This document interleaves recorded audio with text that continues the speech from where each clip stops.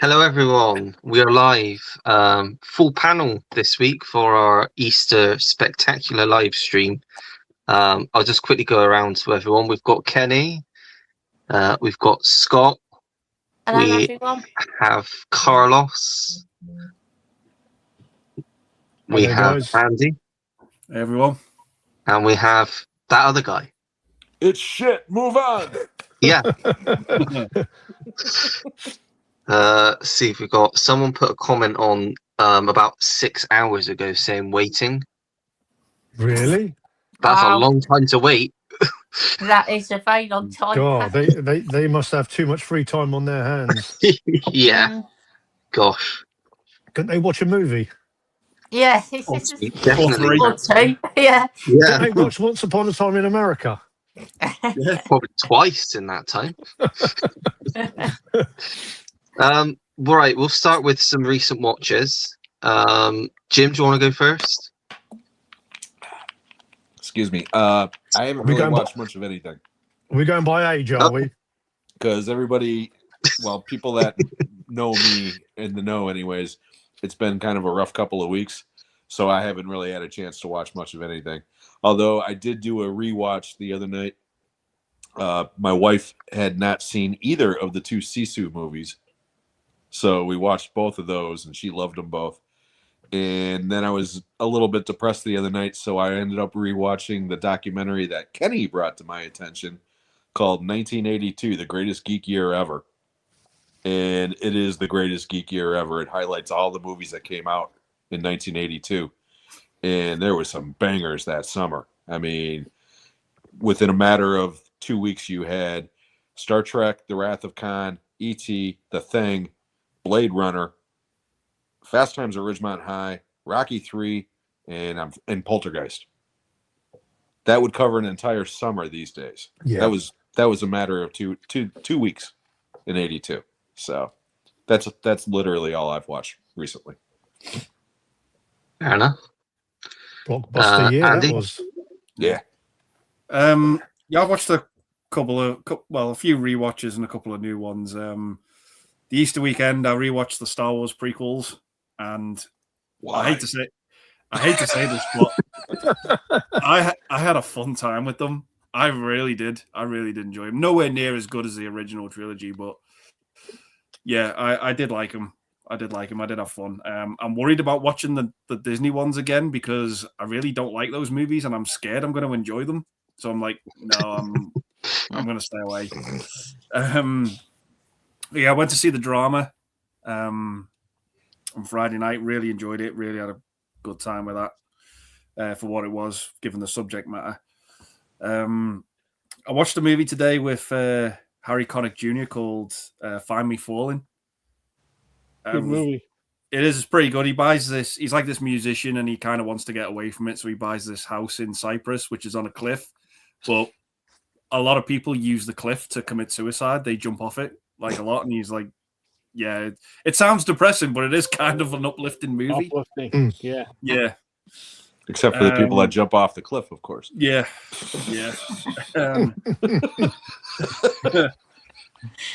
That's about it, really. And that's all I can think of. Nice stuff there. Yeah. Carlos? I watched The Big Boss, a couple of rewatches. I didn't rewatch much. I watched The Big Boss with my nephews. It was their introduction to the Bruce Lee movies. Yeah, they enjoyed it, but they weren't sort of jumping for joy. I think they're more kind of into Jackie Chan. So I'm hoping as the Bruce Lee movies go along, they'll get into it a bit more. So yeah, Big Boss. And I actually watched Fright Night twice. Me and Andy, we done a kind of podcast episode with Davey Dark on the Forgotten Horror channel. Not just the Fright Night movie twice, but the lengthy documentary, also called Brewster. I mean, that was under 3 hours. Yeah, nice. Yeah, really enjoyed watching that, and we had a great time sort of filming that episode last night with Andy and Davey. Yeah, it's great. Love that movie. Oh, yeah. Yeah, Nice. It's probably my favorite vampire movie ever. Same. Agreed. Same. It's definitely Andy's. I'll tell you when that Yeah. episode comes out. I mean, yeah, we had a blast Definitely is. doing I love that movie. it. Yeah. Yeah, I mean, Rowdy we've done the episode. It lasted about an hour, but we crammed a lot of sort of memories and sort of favorite sort of scenes in that. It was a lot of fun when that episode does get uploaded on Thursday, I think. So yeah. Nice. Yeah, Rowdy McDowell was born to play Peter Vincent. He is just Mm, perfect in that he movie. is. Nice. Is that everything, Carlos? Yeah. I didn't really get to watch much. Fair enough. Scott? Yeah, I watched Scott Pilgrim versus the World for the first time, which was a fun film, but it is a bit silly in parts. To be fair, it's very over the top, to say the least. I watched Halloween 4 as well, which quite entertaining, but that mask is fucking shite. Yeah, it's terrible. yeah. I mean, I actually like the fourth movie. It's one of my favourites. It's in my top 4 or 5 movies. it's good fun. It's a decent film, but yeah, Michael Myers in that film. He's about as menacing as a fucking carrot in that film. Wait till you see the mask in part 5. If you hated the mask in part 4. Oh god, bloody hell! Yeah, no shit. It's a good film though. I did enjoy it. It was very entertaining. Nice. Is that everything, Scott? Yeah, I think that's all I've watched recently. To be fair. Okay, cool. Kenny? Well, I have a little bit. So I watched this movie. Our mutual friend Sean, me and Jim's, he recommended. It was on AMC Plus. It's called Beast of War, and it's about Australian or British soldiers getting attacked by sharks. So that was actually, I gave that 4 out of 5. Then I went to YouTube. That was a really good movie. It's a little long and a little dark. You got to watch it at night when it's like pitch black because it's like really creepy because there's shadows and stuff like that. But it was really good. Then I went to YouTube TV and watched Confessions of a Nazi Spy with Edward G. Robinson. Very good movie. Really weird how like people's politics and the politics now act up, you know. So then I watched. I went on my favorite place, Tubi, not a sponsor, and watched Chain of Command with Stone Cold Steve Austin. Oh, it's got wow. He's on the front. He's on the front. Okay. He was in it for about 5 minutes. Oh, really? And there was a whole bunch of other like guys in there. I had no idea who the hell they were. And I watch a lot of like B action movies, but these guys were bad. Then I watched. It's also called Betrayed, but it's called When Strangers Marry. And that was on HBO 2. It was a Robert Mitchum movie. It was like a 2 out of 5. It was watchable, not great. Then I rewatched one of my favorites. Ollie will admit to this: Maid of Honor, with I've not seen that. Ali Sheedy? no Maid of Honor with Patrick Dempsey and Michelle Monaghan. Oh, okay. I've seen that. I one. don't I've have seen one. that. Yeah. That's I have it. one I've of my not seen it yet. one of my favorite rom-coms, and I love Michelle Monaghan. So watch that. Then I bought this brilliant 3-pack of bad TV movies from 1977 and 78. Their first one was called Ants, or what they called it. It happened at Lakewood Manor. What a piece of shit that movie is. Wow. Well, this is how I rate it, and it kind of went down to like all the stars. That was Star Wars compared to the other two. Yeah. Okay. So this was like Star Wars. Let me tell you, you got Suzanne Summers looking like Three's Company Suzanne Summers in it for 5 minutes, and all she's doing is laying naked in bed with ants crawling on her. Yep. Then you got Dick Van Dyke's son, Barry Van Dyke. Okay. who's the big stuffed lifeguard, and then does gymnastics. And you know who saves him? UL Jefferson from Revenge of the Nerds. Oh, nice. Bernie Casey. Fucking love Bernie Casey. Then it just gets better. The girl that Barry Van Dyke is banging in it is Betsy Rule, and yes, she had two notable guys that she had been previously married to in real life. She was married to Dennis Wilson from the Beach Boys. Okay. And then she married Robert Foxworth. Robert Foxworth Foxworth, from who Falcon was the Crest. star of yes, who was the star of the movie. And then I love the 70s movies, Carlos. You'll get this. They pan on them like really close to make like a shocking like discovery or something like that. And the whole ones that they did for this was the greatest actress in the world, Linda Day George, who basically just stands there and just looks shocked at everything that's happening. Oh my God! Her mother's in a wheelchair. She weighs about $130. Like, you know, like they could like throw her on their shoulder, you know, big Robert Farnsworth, you know. I don't know if we're going to get her out. The ants are really, really bad. Then in one of his first movies, you got Brian. I'm going to do a video about this because it's so fun. You got Brian Dennehy as the fire chief, and Brian Dennehy's credit on there, fire chief. Okay. Then you have 3 other people in it that's in every one of those movies. Okay. Well, Day players. Yeah, they're basically like Clint Eastwood had like the Warner Troop players. Well, those were in that. I gave that one 4 out of 5 because I was just laughing through it. The next one I watched was Tarantula, the Deadly Cargo. That's a piece of shit. Well, that was Empire. Next to the last one that I watched was Terror Out of the Sky. Is that another spider one? Yes. Terror Out of the Sky. Piece of shit. This was the sequel to Savage Bees. And features, as they say, more rampaging insects. So in other words, Stuart would love this shit. It'd be like porn for Stuart.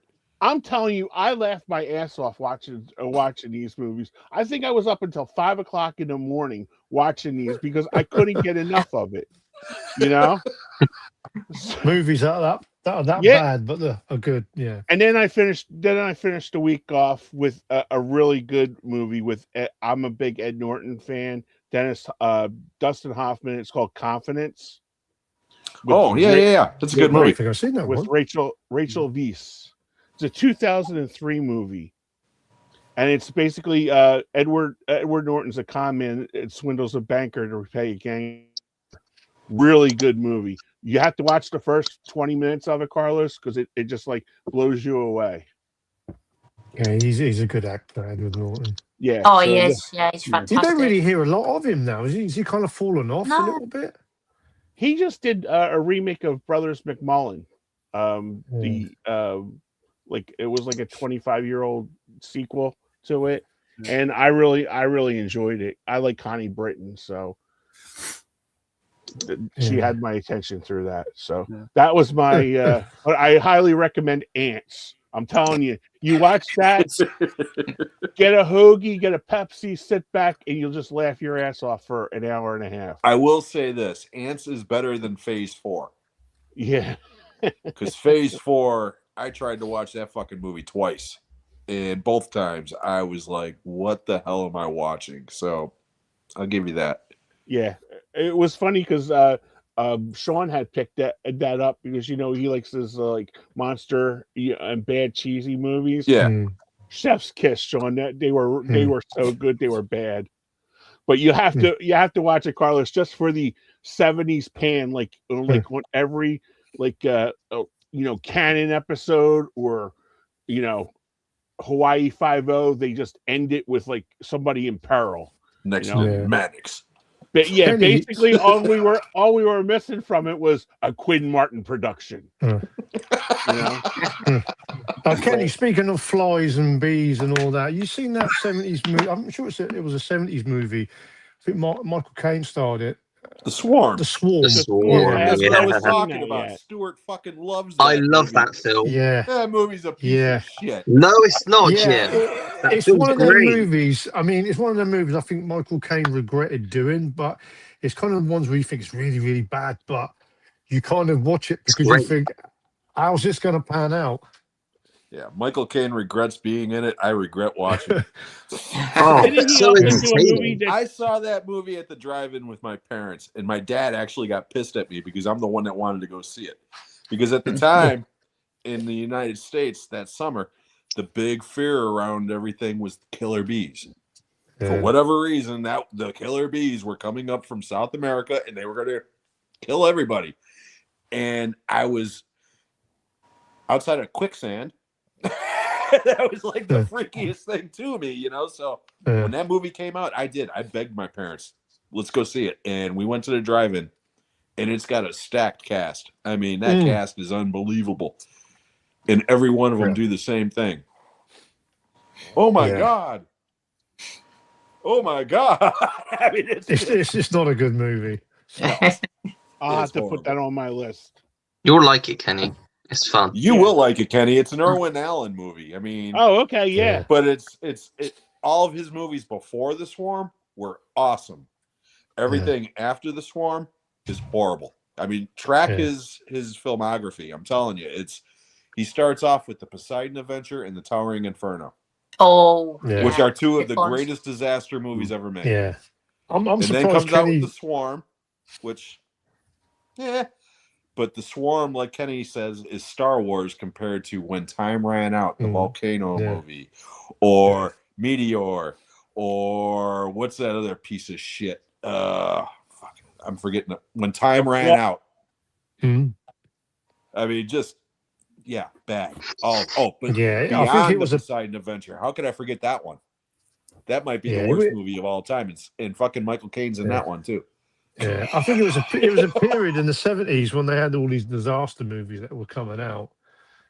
I was surprised Kenny ain't seen that one because it's got a stacked cast, and even the poster, they try to really put it out there like something horrific, like a horror movie. I always remember the poster, and it was one that Poster's always used to better be- than the movie.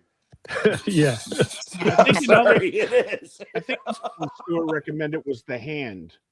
Oh, with Michael Caine. With Michael Caine. Yeah, that was a silly one. I remember watching that where he gets his hand cut off.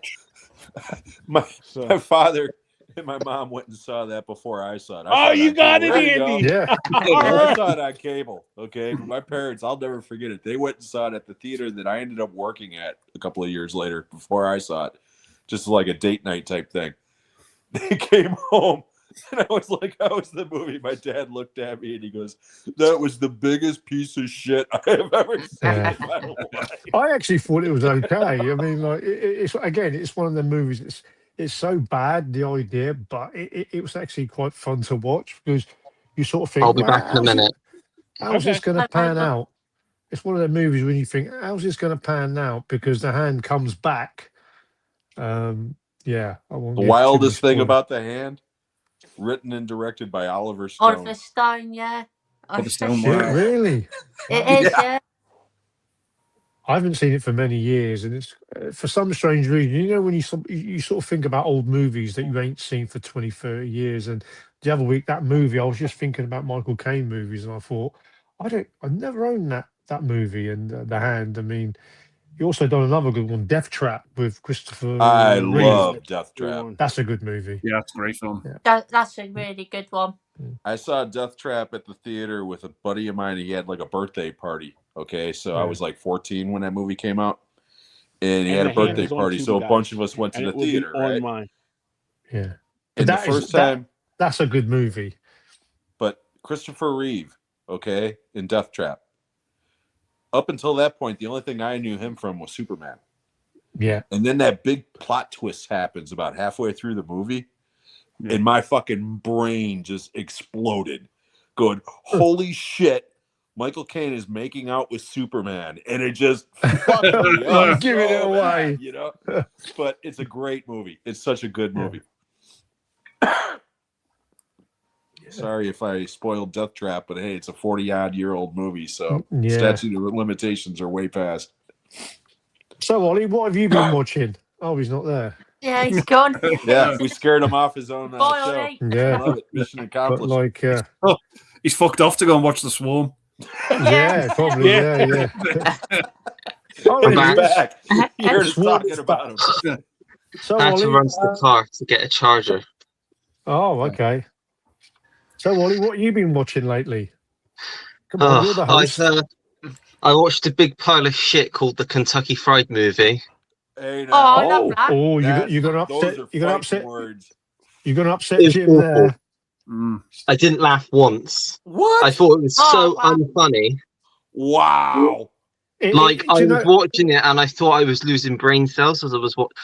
They all flew over my head. I didn't get any You of the didn't even like references. Catholic high school Yeah. girls in trouble? No, because it's not funny.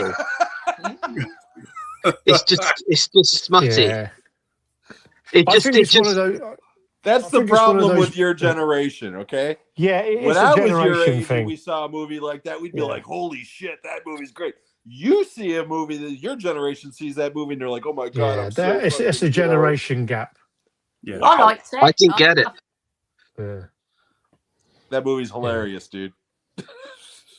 yeah. Okay. I knew you'd upset. Dude, I knew you'd I upset gave Jim. I'll tell you what. I think I gave it 1.5 stars just because of the skit at the end, which is the only bit that made me laugh. With the Fistful of I yen. don't- no, after that, I didn't like that. That got on my nerves. The bit at the end with he was like a danger man or whatever, and he went out, and there was a load of, Rex Kramer, danger seeker. and he's just there, and he just said the one word. I thought that bit was funny. I love the little blurb where it's like, I'll never forget the day that the girls came over for bridge, and the first one walks in, fish for dinner last night. The second one comes in, Henry smoking those cigars again. Then the third one comes in, Jesus, did a cow shit in here or what? The other bit that I thought was all right was the cinema. Yeah, the When he goes Feel-O-Rama thing is That's just, next feature, Deep Throat. You know, I mean, yeah, come on. it just looks like. But yeah, I would never watch that. I would rather watch Airplane or The Naked Gun. Well, over they have to that. start somewhere, but yeah. Yes, I would didn't much rather expect watch. what it I was. would much rather watch Kentucky Fried Movie over any of the spoof movies that come out now. Any of them. Yeah, fair enough. Yeah. It's just I didn't expect it to be like that. I thought there was going to be a story, but it's like a sketch. No, it's like just a bunch of series of skits. sketches. Yeah, No. like that bit at the start, the news bit. I was just like, when's this going to fucking end? I was just like, The popcorn you're really eating has pissed been off. pissed in. Film at 11. That ain't funny. No, Oh, God. I don't find that sort of humor funny. Each to Sorry, their own. guys. Sorry, you other guys on the panel. You fucking Brits are so uptight. I've got to be honest with you, it's one that I'd watched back in the day, and I haven't seen it for many, many years. So I don't know what I'll be like rewatching that movie. But it was a popular VHS title back in the day. Everybody wanted to watch that movie. Oh, yeah. I think you Not would still many. find it funny, Carlos. Hmm. You still have Yeah. a sense of humor. I kind of had a funny feeling that Ollie was going to maybe shoot the movie down a little bit, but Oh, it's over there. Yeah. I mean, sometimes certain Everything's movies. subjective, especially Yeah, humor. of course. So I get it. Yeah. Mr. Employee of the Month up It's- there. It's masterpiece compared to that. But that is actually, I've been looking at my stars, like of what I've logged so far this year, and I think that's the worst film I've seen so far this year. Oh, For me. Wow. For Yeah. me. go on, man! You're I just hurting didn't. I Jim was now. out. No, I was it's all out, good. Jim. It's all Yeah. good. But it's subjective. You like it, so Yeah, and again, Yeah. I think you Yeah. you said it yourself. You were expecting But a story. I also watched. Oh, go on. You broke up there. Oh, are you there? Is he broken? Are you We're there? there. I'm He's here. here. Jim, are you there? Yeah. Yeah. Okay, Yeah, I we can can hear see- you now. Can you see me now? Yeah, I can see you. You just froze. You said all I heard was "I've got a story," and then you froze, and I didn't hear anything. No. I said you said it yourself that you expected a story with the movie, A story. Okay, I heard and the word story. therefore you Yeah, automatically that's were why, yeah. disappointed because it wasn't that. You know what I mean? Yeah. So you had an agenda going in. You Thinking bastard. knowing what it was. Yeah. Yeah. But then I watched a film which I really like. It's called Down to You. Okay, who's in that? It's got Freddie Prinze Jr. and Julia Stiles in, and it's worth watching alone for Julia Stiles because she's yummy. Oh Okay. my god. Yeah, it's got the Fonz in it as well. The Fonz pops up in Yeah. it. He's his famous chef dad. It's even got Lucille Ball's daughter, whatever her name was, Lucy Arnaz. plays the mum. Yeah, plays the mum. From Kenny's favorite movie. What movie is that, Kenny? The Jazz Singer with Neil. Oh, I love that film.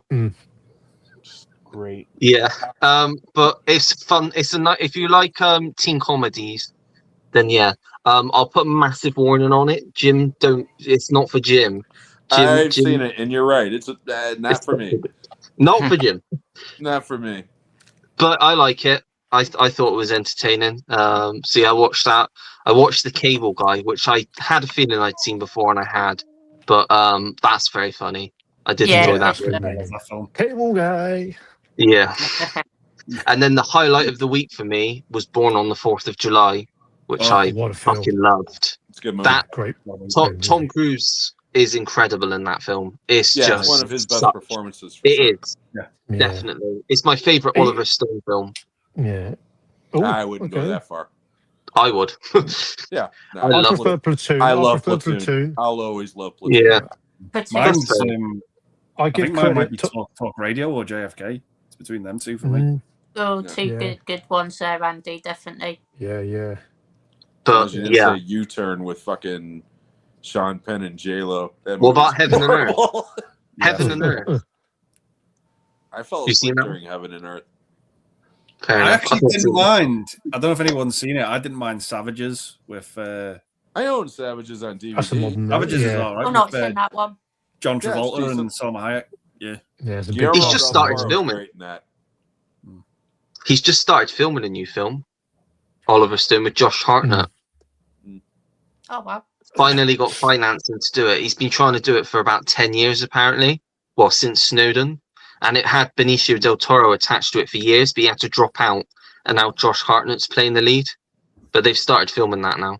So, see what Good that's like. director. He is, yeah. I then watched another one. I'm pretty sure Neil showed it on his recent massive pickups video, and I've had it for ages. The Public Enemy. It's a really, really old film. Oh, And James Cagney.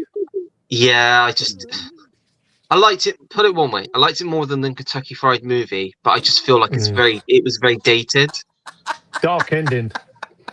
But I think he's done better. The ending, yeah. For a PG-rated film, that ending's like quite brutal. Yeah. I would say definitely check out White Heat. You Yeah. like that, Oh, didn't you, yeah. Scott?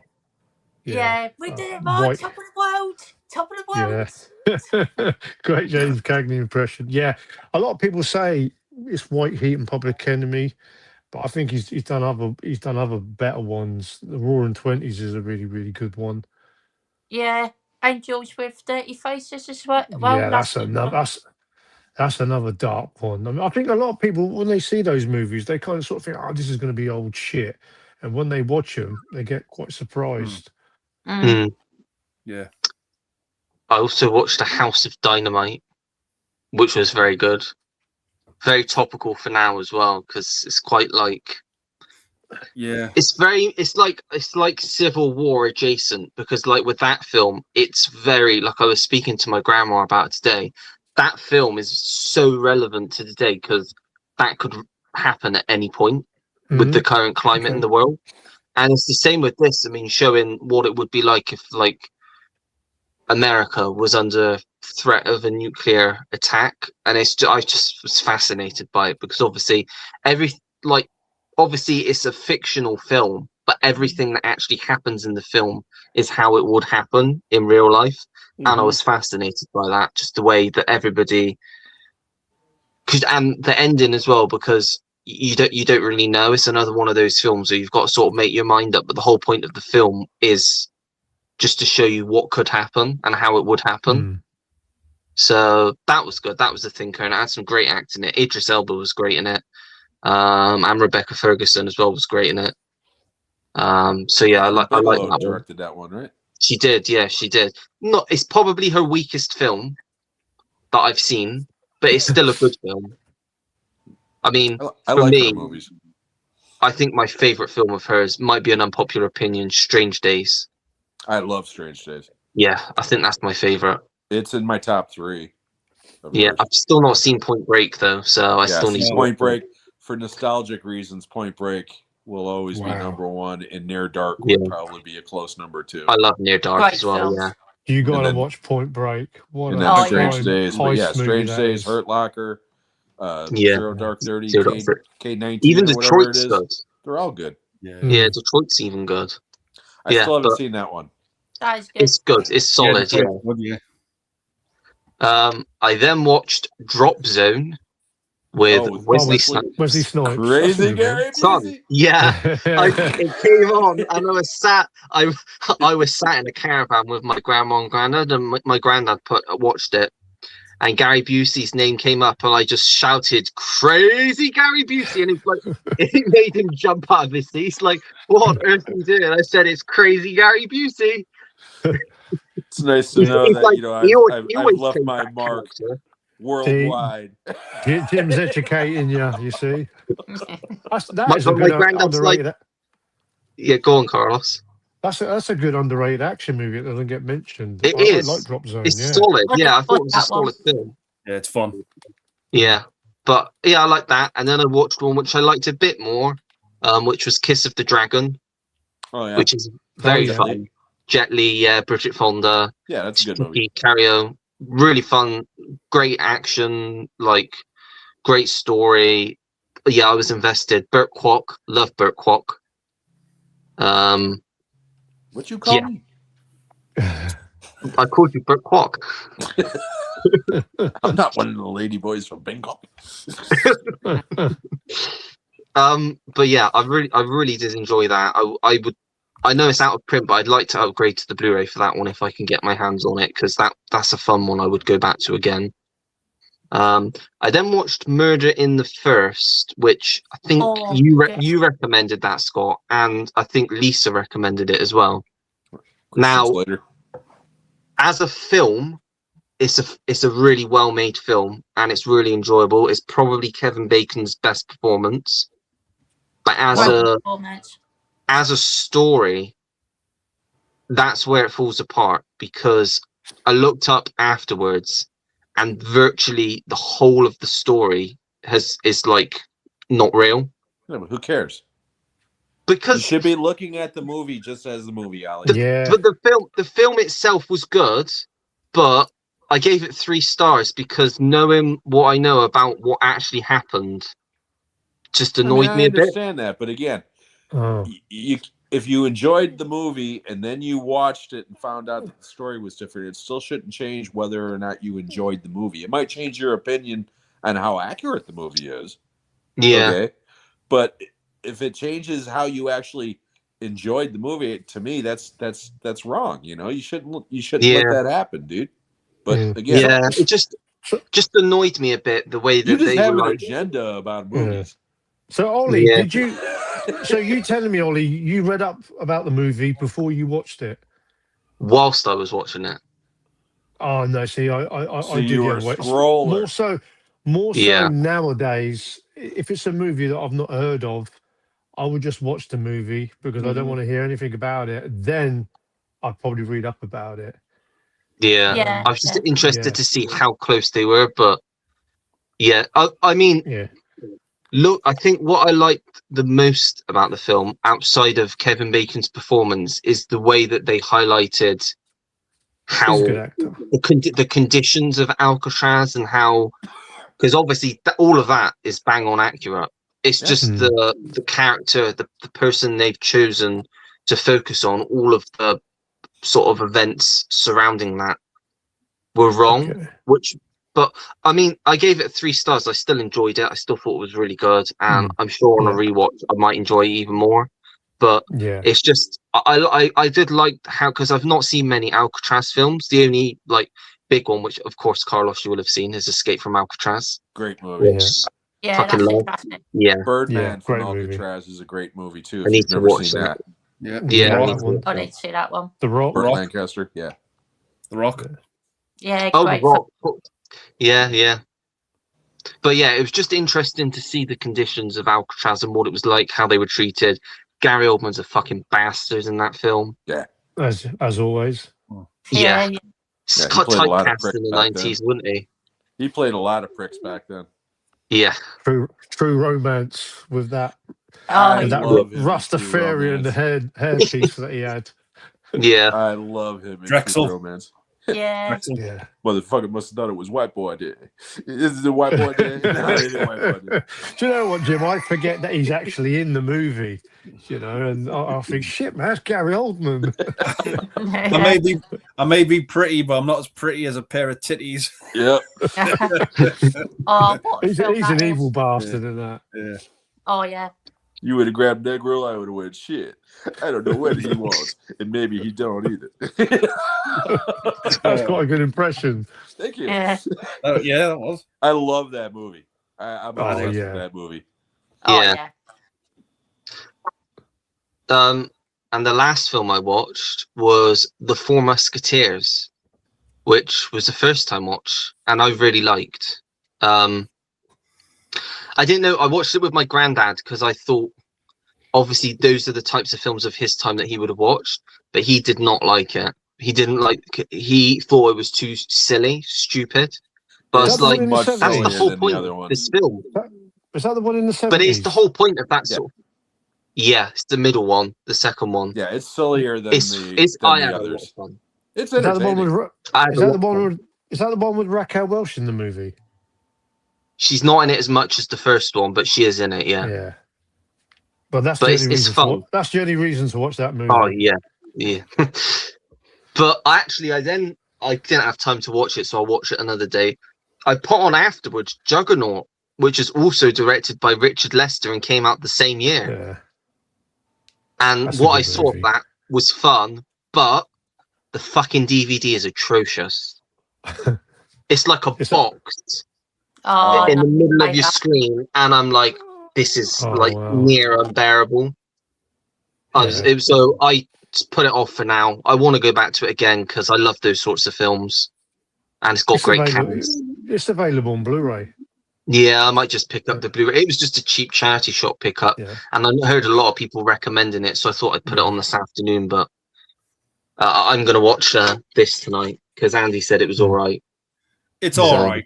It's all right. Don't Yeah. have high hopes for it, but It's no Yeah. Kentucky Fried movie. Very few are. Yeah, Yeah. but all the American Pie films to me are like 4-star films, even the spin-offs. That's just Oh, me wow. though, because I love So, them. so basically, Ollie's saying that the movie wasn't a finger licking good. Yeah. No. But and then I've got to do a huge shout out. Now I'm gonna primarily recommend this to Kenny because it's right up Kenny Street. I think it's even set in the same state that he's in. Oh, okay, you're building him You'll- up now. You'll know what it is. It's a TV series, and I'm building this up big up. It is, and I'm serious. I watch a lot of TV shows. It's the best TV show I have ever seen. I have watched 13 episodes in 2 days. Wow. That's how addicted I've been to it. Like literally, So Sunny? no, it's The Pit. Oh, Fucking incredible. Never heard of that one. The Pit. Oh my HBO god! If show. you want to watch good television, if you only watch one television show in your life, you need to watch that. It is incredible television. It's like Settle it to me, ER. Ollie. Settle it to me, Ollie. Basically, it's set in an emergency department in a hospital in Pittsburgh that they call the Pit, Noah Wiley. and it's led. The lead doctor is Noah Weil, who was in ER.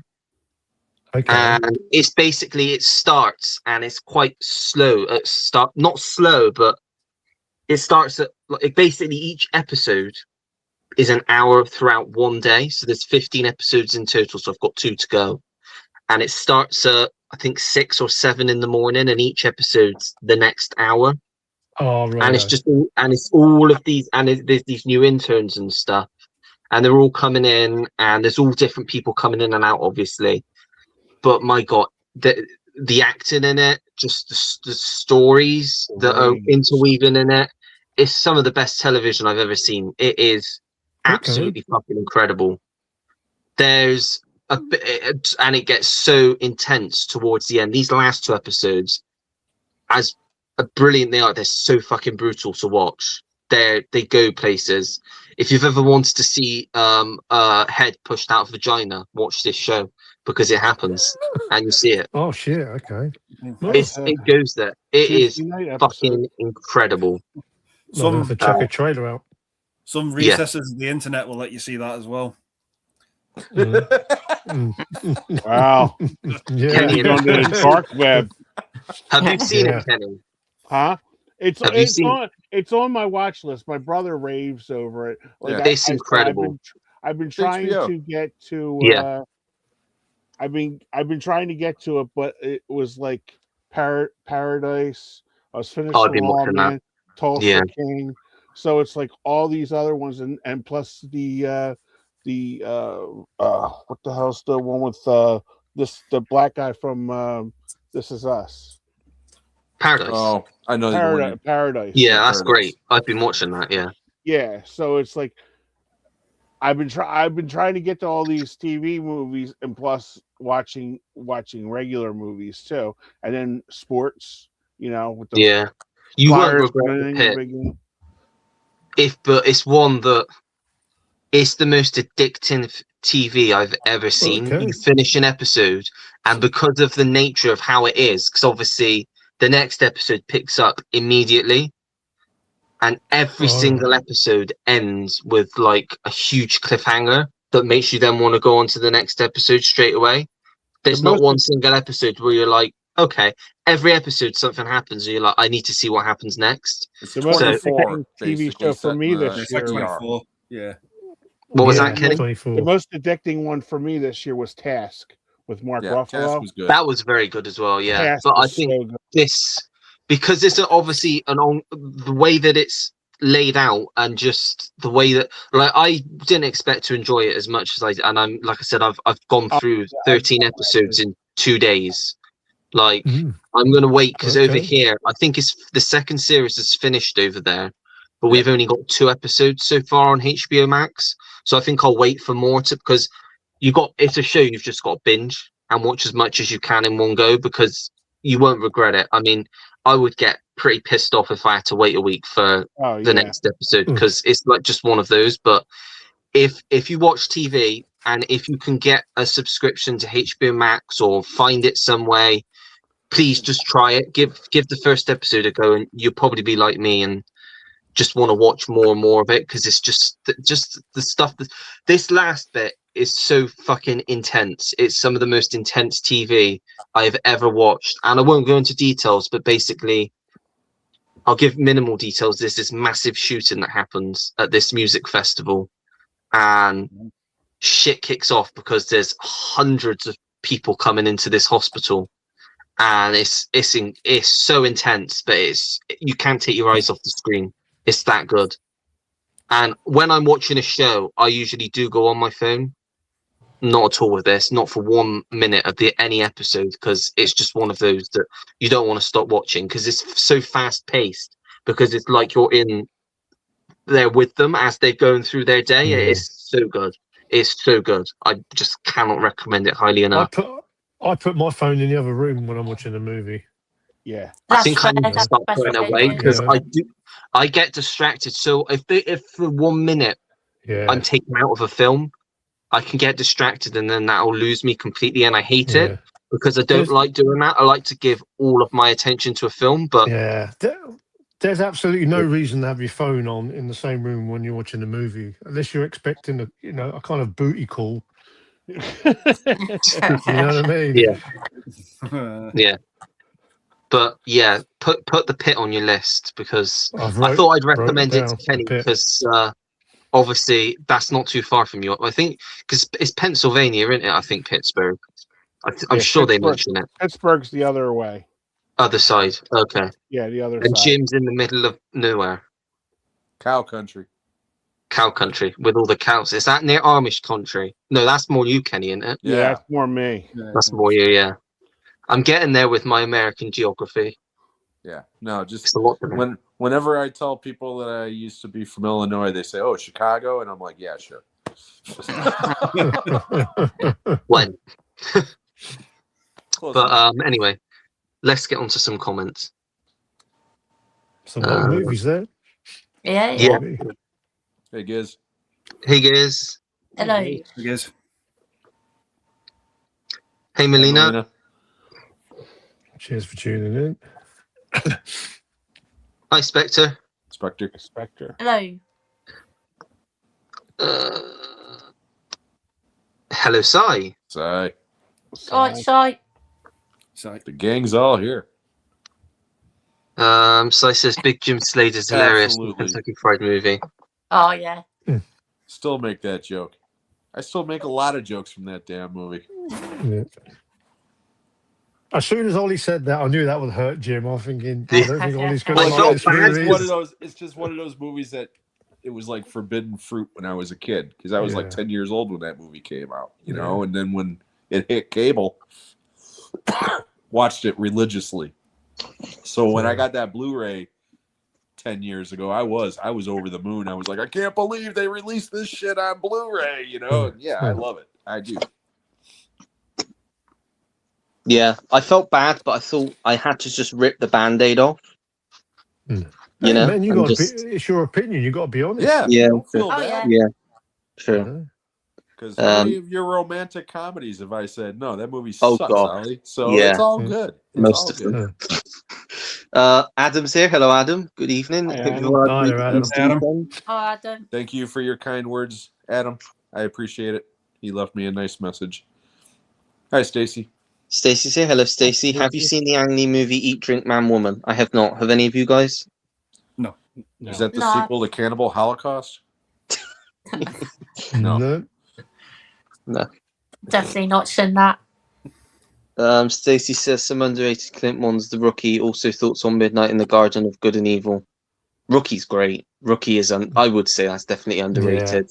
I hate that fucking movie. I have a lot of fun watching. I have a lot of fun watching that one. It's That was fun, one that I yeah. saw in the cinema. It's I mean, fun, but it's not his best. Yeah. Yeah. For some strange reason, when I went into that movie, I kept thinking Eastwood and Charlie Sheen. I don't know if this is going to work out. It's a weird but pairing. it actually did. Yeah. I've not seen Midnight in the Garden of Good and Evil. It's obviously it's in the set, but not because Kevin it's Spacey. one of his lesser films. I think. Well, he Not directed many it. people He's know not about in it. Yeah. It feels Yeah. like a period drama, that movie. It just feels Yeah. like it's You know, it's going based on a one novel. two. Yeah. Great cast. I mean, it does. It's got a great cast, but I saw that movie and I kind of forgot about it like a week after I saw it. Yeah. Yeah. You know, I could tell you who's in it. Couldn't tell you anything else about it. Yeah. Yeah. Right, that's the end of the comments so far. So we'll go swiftly on to our next section, which is our physical media recommendations of the week. I'm not going to recommend any. I'm just going to show you what I've like sort of picked up and had delivered over the last few days, because I've not done a video and I don't know if I'll get around to making a video. It's not that many, so I just thought I'd quickly show mine off. But I don't know if you guys need to grab any, then feel free to whilst I show mine quickly. All I've gotten are a couple of bootlegs that Sean sent me, so I haven't picked up anything. Fair enough. I've got one. I'll show one. Okay, cool. I got The Associate with Whoopi Goldberg and Diane Weiss. Oh, fucking hell. Not good? It's okay. I didn't know. It was £1, so I just It's picked it up. Andy's reaction. I forgot that Reaction. movie existed until you held it up. This one looks good. This one looks like it could be quite good. Liberty Heights. Whoever Sounds the girl is familiar, in that the one. front. Who's Lost in on me. Barry Yeah. Levinson film. Who's in From that sounds familiar. Joe Yeah. Mantegna. BB Newirth. Adrian Brody. Ben Foster. Is that an It's 80s, set- 90s movie? It's a late in 1999, and it's set in 1954 in Baltimore about a Jewish family. It's a coming of age by the looks of things. Okay. That's what grabbed me. So, I also grabbed Reversal of Fortune, which I believe Jeremy Irons won an Oscar for. Never That's seen it good. though. It's good. That's a good movie. Klaus Yeah. von Bülow. Honey, I Shrunk the Kids. Never seen it. So Oh, okay. Yeah. That movie Yeah. breaks my fucking heart. That movie. Jesus Hmm. Christ. Rick Moranis in it. Yeah. Peggy Sue Got Married. Never seen it. Oh, Kathleen Turner. Nicolas Yeah. Cage will drive you insane in that movie with Good. the voice that he uses. What do you want me I to heard do, he hon? does. No, it's whiny. Oh, okay. Oh, Peggy Sue, I love you. I mean, it's just, it's a choice. It's a I don't choice. know how available this one is, so I grabbed it. It's The Watcher in the Woods. That's rare. Okay, £1 I Especially picked it for up for. Disney. Yeah. It used to be part of the Disney Movie Club, and then they canceled that. So Oh wow. Okay, cool. I'd heard of it, so that's why I picked it up. More so over Betty Davis, I got it for David McCallum, who I've not seen in any films before. I only know him from NCIS, so I thought, why never not? saw The Great Escape. Of course, yeah. Yeah, he's obviously. in that. Yeah. Don't ever watch a David McCallum movie called Dogs from 1976, I believe. It is truly one of the worst movies ever made. Apparently, you must have skipped Wow. Ants. No, it's came out around the same time as Ants. You know, That's what I was saying. It's one of those animals gone wild movies. One day, all at once, every dog on earth just goes crazy and starts killing people. But I saw it as a child, thought it was the most terrifying thing I ever saw. Looked for it forever on video, couldn't find it. 20-odd years later, found it on a bootleg DVD, bought it, had 20 people come to my apartment to watch this terrifying movie from my childhood. We put it on, and for 90 minutes, it was like Mystery Science Theater, man. Everybody was ripping on me. Dude, you thought this shit was scary? I mean, it's fucking bad. It's really, really bad. So, if you like David McCallum, stay away from that movie. Okay. And the last DVD I picked up from charity shops is a film directed by Robert Redford, which is why I picked it up, because I love Robert Redford, even though he's not in it. And that's Quiz Show. That's a great movie. Yeah, never seen. That is a great movie. Yeah. Oh gosh, we've got Troll. Have we? Oh gosh, yeah, Deleted. we've got Troll. Oh. And then two arrows. Arrow. First one, I just managed to find. I came across this on Blu-ray.com. We're selling this for £12. I think this is the limited Blu-ray edition. Yeah. And it's a film I've never seen, but I've always been interested in, so I decided to pick it up. It's Narc. Good film. Great What a movie. movie. Good Yeah, one. that's a good movie. Jason Patrick was robbed of an Oscar nomination in that Yeah. movie. Very, very good independent movie, that. Yeah, great. And I thought I'd show this because I was on the bandwagon and got this as everybody else did, but it's a film I've never seen, but it's pushed right to the top of the watch list because of the high recommendations. Hard Boiled. Oh, Oh, yeah. Got my That's- nice stat. I think pretty much everyone picked that up, I think. Yeah. So, I didn't. that will sell out. oh, yeah. I think it like, because mine, I had on pre-order since January, I think. Yeah, I pre-ordered that one. And they didn't, Zavi didn't even dispatch it until the Monday that it came out. so I didn't get it until the Tuesday. But everyone else was getting theirs like early, so I don't know. Zavi must just have run out of stock or something. I'll be honest, when it comes to the Arrow editions, I think Andy's going to probably agree with me on this. With the way Arrow are doing these editions and these collector's editions, some of these movies from Arrow, you're taking a chance if you're going to order from Amazon or Zavi. I mean, if you get someone like Salem's Lot, which will sell out, you're better off getting it from Arrow. I know you're going to pay an extra few pounds for the shipping, but you're going to get your loyalty points on that.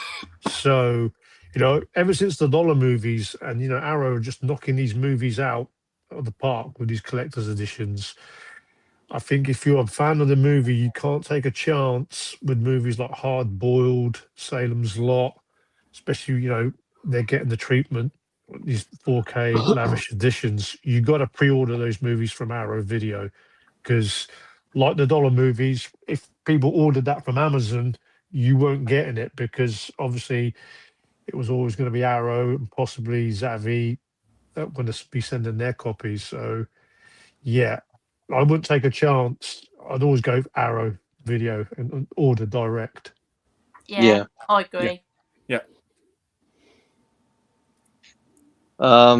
Kenny, do you want to go next? Sure.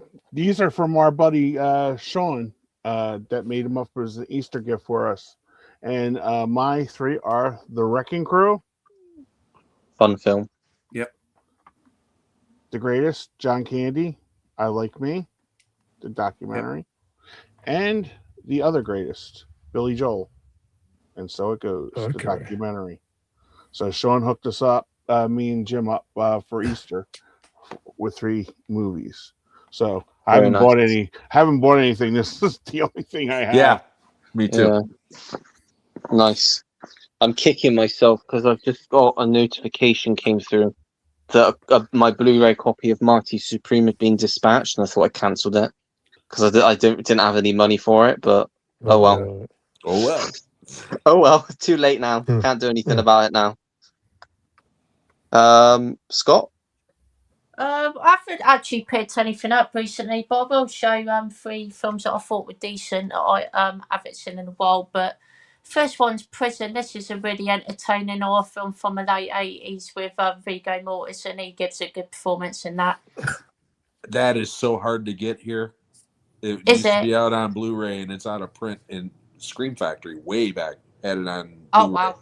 And it's never been reissued anywhere else. I love that fucking movie. It's great. Yeah, it's really underrated. It's entertaining as well, definitely. Rennie Harlan. Yeah, definitely. And next one up, not a great film, but I did enjoy Dungeons and Dragons when I first watched like it. I thought that. it was an entertaining film. That's like a Saturday afternoon movie that you just throw on. Yeah, sort of see that comparison. To be fair, I would agree with that. And next one I'm going to mention just because it's so much fun, and I do think it's an underrated film. And it's one I talked about on your video, Andy, but it's Over the Top 4K. No. Jim loves that movie, don't you, Jim? Yeah.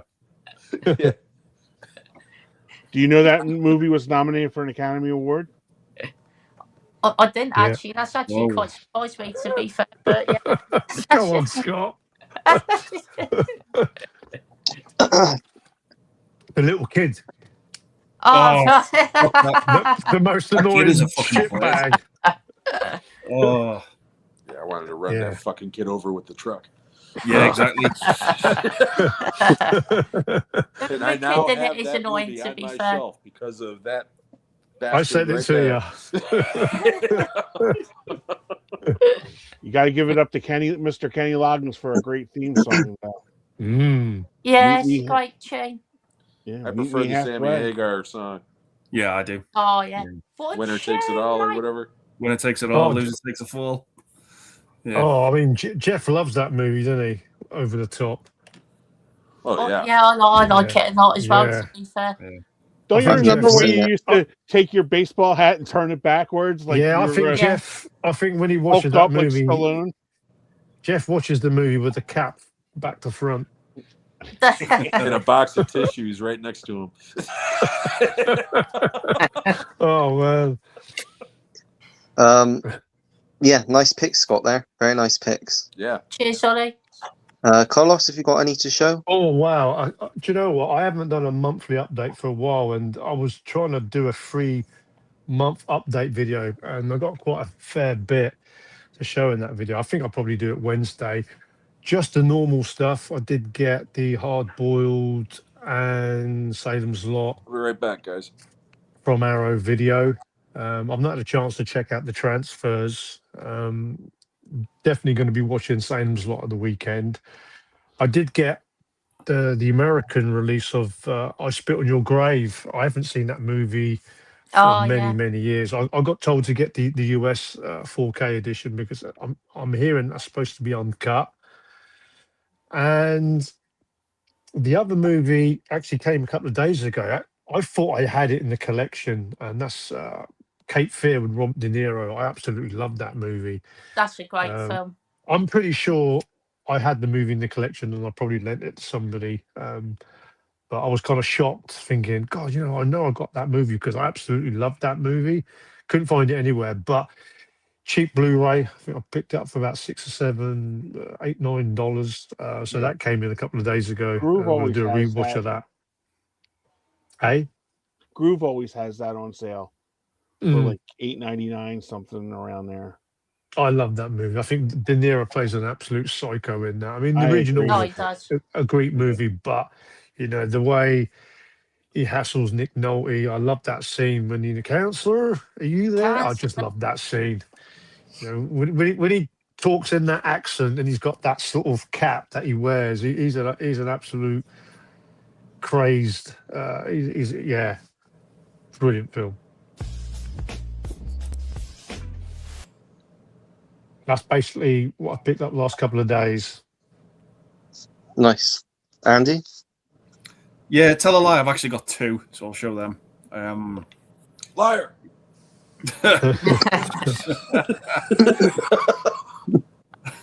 Okay. Harsh. He's got 2, but 2 bags. Yeah. 2 bags of It's actually- 4Ks. It's 2 items, but it's 10 films. Yep. So, Oh, okay. yeah, the first one is this is one Ollie mentioned sort of before, but I got the 4K of Marty Supreme. Nice. Okay. Yeah, Anxiety, the movie. If you've not seen it, this will have you on the edge of your seat. It just is really good, in my opinion. Really enjoyed it. We And call the other that one in is America the ping pong movie. Yeah. Yeah. The other one is the complete Star Wars saga on 4K. Oh, nice. Oh, Oop, Kenny Yeah. just got excited. Like I said, Yeah. I watched the prequels at the weekend, and I did actually enjoy them. The episode 1 looks fucking amazing on 4K. Like, the problems that movie has, but my God, the transfer they've done on it is stellar. So yeah, it kind of opens up. So you get the movies. Oh, it's on nice that. Oh, Beautiful. Kenny's getting excited. You get a letter. Is he You get foaming a, at the mouth? You do get a like a printed letter from Mark Hamill on the Oh, inside nice. Mhm. as well, and then the set just opens up. So there's the 4K and Blu-ray of episode 1. Wow. Nice. That's Yeah. really Mate. cool. 2. I won't show them all, but 3. Oh, please show them all. Okay. New Hope. You guys That's are going to nice. be probably surprised. I've never owned a Star Wars movie in my collection. Shut Mainly for the your fact mouth. Are you No, I only it's love fine. the first original. I love the original 3 and Revenge and the Sith. The Wow. others I could sort of Okay. leave. That's I a like Rogue beautiful One. picture. I've never even seen the Force prequels. Awakens. My barber's been on at me to see the prequels for What, about the 2 original years. first Beautiful. 3 Star Wars movies? I've seen the original ones. Oh, After okay. a lot, after a lot of Oh, okay. people telling me to watch them, it took me about Yeah. 10 years to watch them. That's nice. Yeah. Those are like really beautiful pictures. Yeah, that really is a nice set. Yeah. So Yeah. you get 9 special features discs as well, one for each film. Oh wow. Well, Yeah, I've got the despecialized versions as well on 4K, so they're the ones I usually watch for the original trilogy. That's beautiful. But yeah, if you're gonna own the Star Wars films, you might as well own them on a decent set, And Yeah, true. yeah, and then there's Thanks, Andy. there's That's the open it when you really open it. beautiful. Nice. So that's It's a long time ago in a galaxy far, far away, and then you have obviously the Star Wars logo. And then to shake your Nice. pants. Yeah. Well, I've got to say, as much as a lot of people don't like the prequels, get them on 4K if you want to watch them because they look absolutely incredible. Yeah. That's awesome. Nice. Hey, since You enjoyed Kenny that, Kenny? Kenny enjoyed that. Oh yeah, Kenny would be like all over that shit. Kenny got a semi. Yeah. What's that? Yeah. If you would have held up that Star Wars set in one hand and a meatball sub in the other, it would have been all over for Kenny. But since Kenny showed his bootlegs that Sean was so nice to send, I'll show you guys mine too. He made 3 for me as well. The Coffee Table, which is supposed to be one of the most fucked up movies of all time. God, it is, yeah. That movie's rough. And then 2 Stephen King movies that are streaming only. Gerald's Game. That's good. That's good. Oh, yeah, I've seen it, and I really enjoyed it. But this one I'm really excited about, and Carlos was just talking about it, but this is the remake of Salem's Lot from 2024 or whatever. That's on HBO Max. And I like this. I don't love it. Okay, I love the original, but it's not bad. So that's what I got. You must be playing your little songs again over there, Ellie. I can see your little jokes faces again. I can never hear that shit. I just broke Andy. As soon as you started talking, it just... It's that rapid repeat part one. Yeah.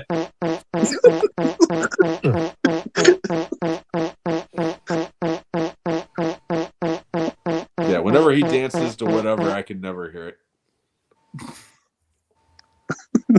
So that's why I always think that he's got hemorrhoids.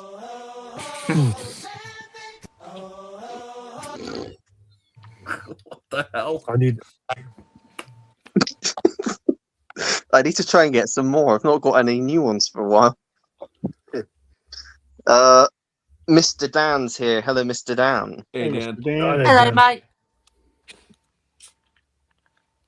We have Corey here as well. Hello, Corey. Yeah, Rad Hi, Bastard. Corey.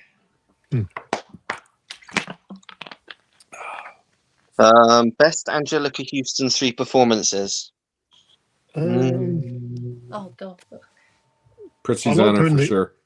I like doing the Grifters. Yep. That would be second one for sure. And I like her in the John Wick movies. Choke.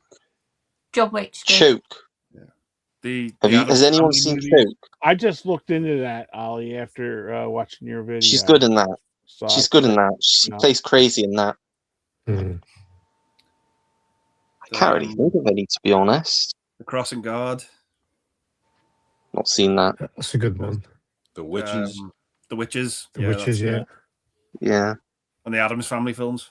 Yeah, she's great in the Addams What's Family. the one where she plays a bitch? Which one doesn't she? She does that quite a few times. She's in I think she's in a few Wes Anderson films as well, like the Darjeeling Limited and. Oh, I'm thinking, Andy, this will make you laugh. This will probably make Scott laugh as well. I was thinking of Horace Henry, the movie.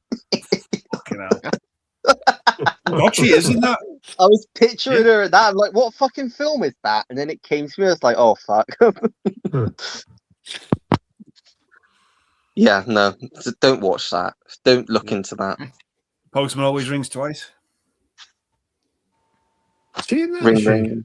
I think she's in the remake, the one with Jack Nicholson. Oh, the remake. Yeah. The one with Jack Nicholson. Yeah. You mean the one with she's Jessica in Lange? that, is she? That's a great movie, that one. That's one I've never owned. Damn.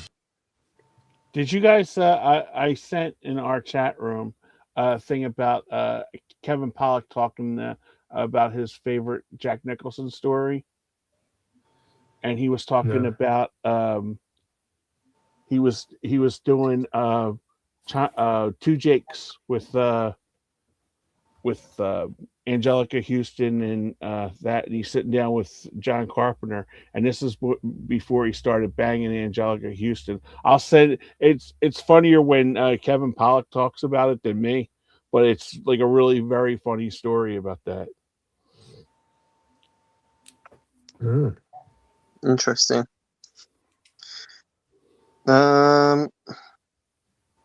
Sappho's here. Hello, Sappho.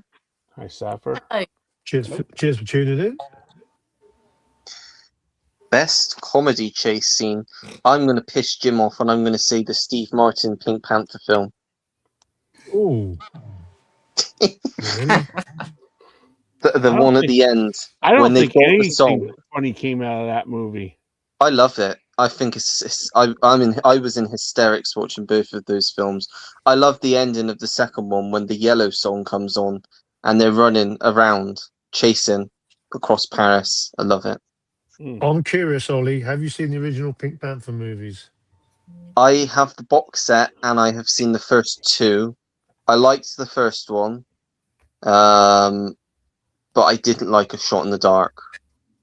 Yeah, they kind of look a little bit ancient, but the ones that followed, they're the better ones. Yeah, I'll check them out. There's a shame there's no like Blu-ray box. I think you have it in America, but Yeah, they got we've the got no 4Ks. sort of Blu-ray box set or anything, which is a shame. But Yeah, I'll watch the rest of them. Steve Martin's he's a great comedic actor, but man, Peter Sellers, come on. I would like to buy a hamburger. That gets me every time. Hamburger. I love the fight scenes with him and Kato when he's hiding behind the curtains. I think those fight scenes are just brilliant. They crack me up. There are funny bits in there. Yeah. Jim's staying quiet. I'm just listening. I'm just here. So anyone else what's want the to question? give best A comedy scene with a chase? Oh wow! That's why I said that. I couldn't think of anything else. The ski scene at the end of Better Off Dead. $2. $2. He's skiing on one ski. I'm trying to think. Nuns on the Run. Nuns on the Run.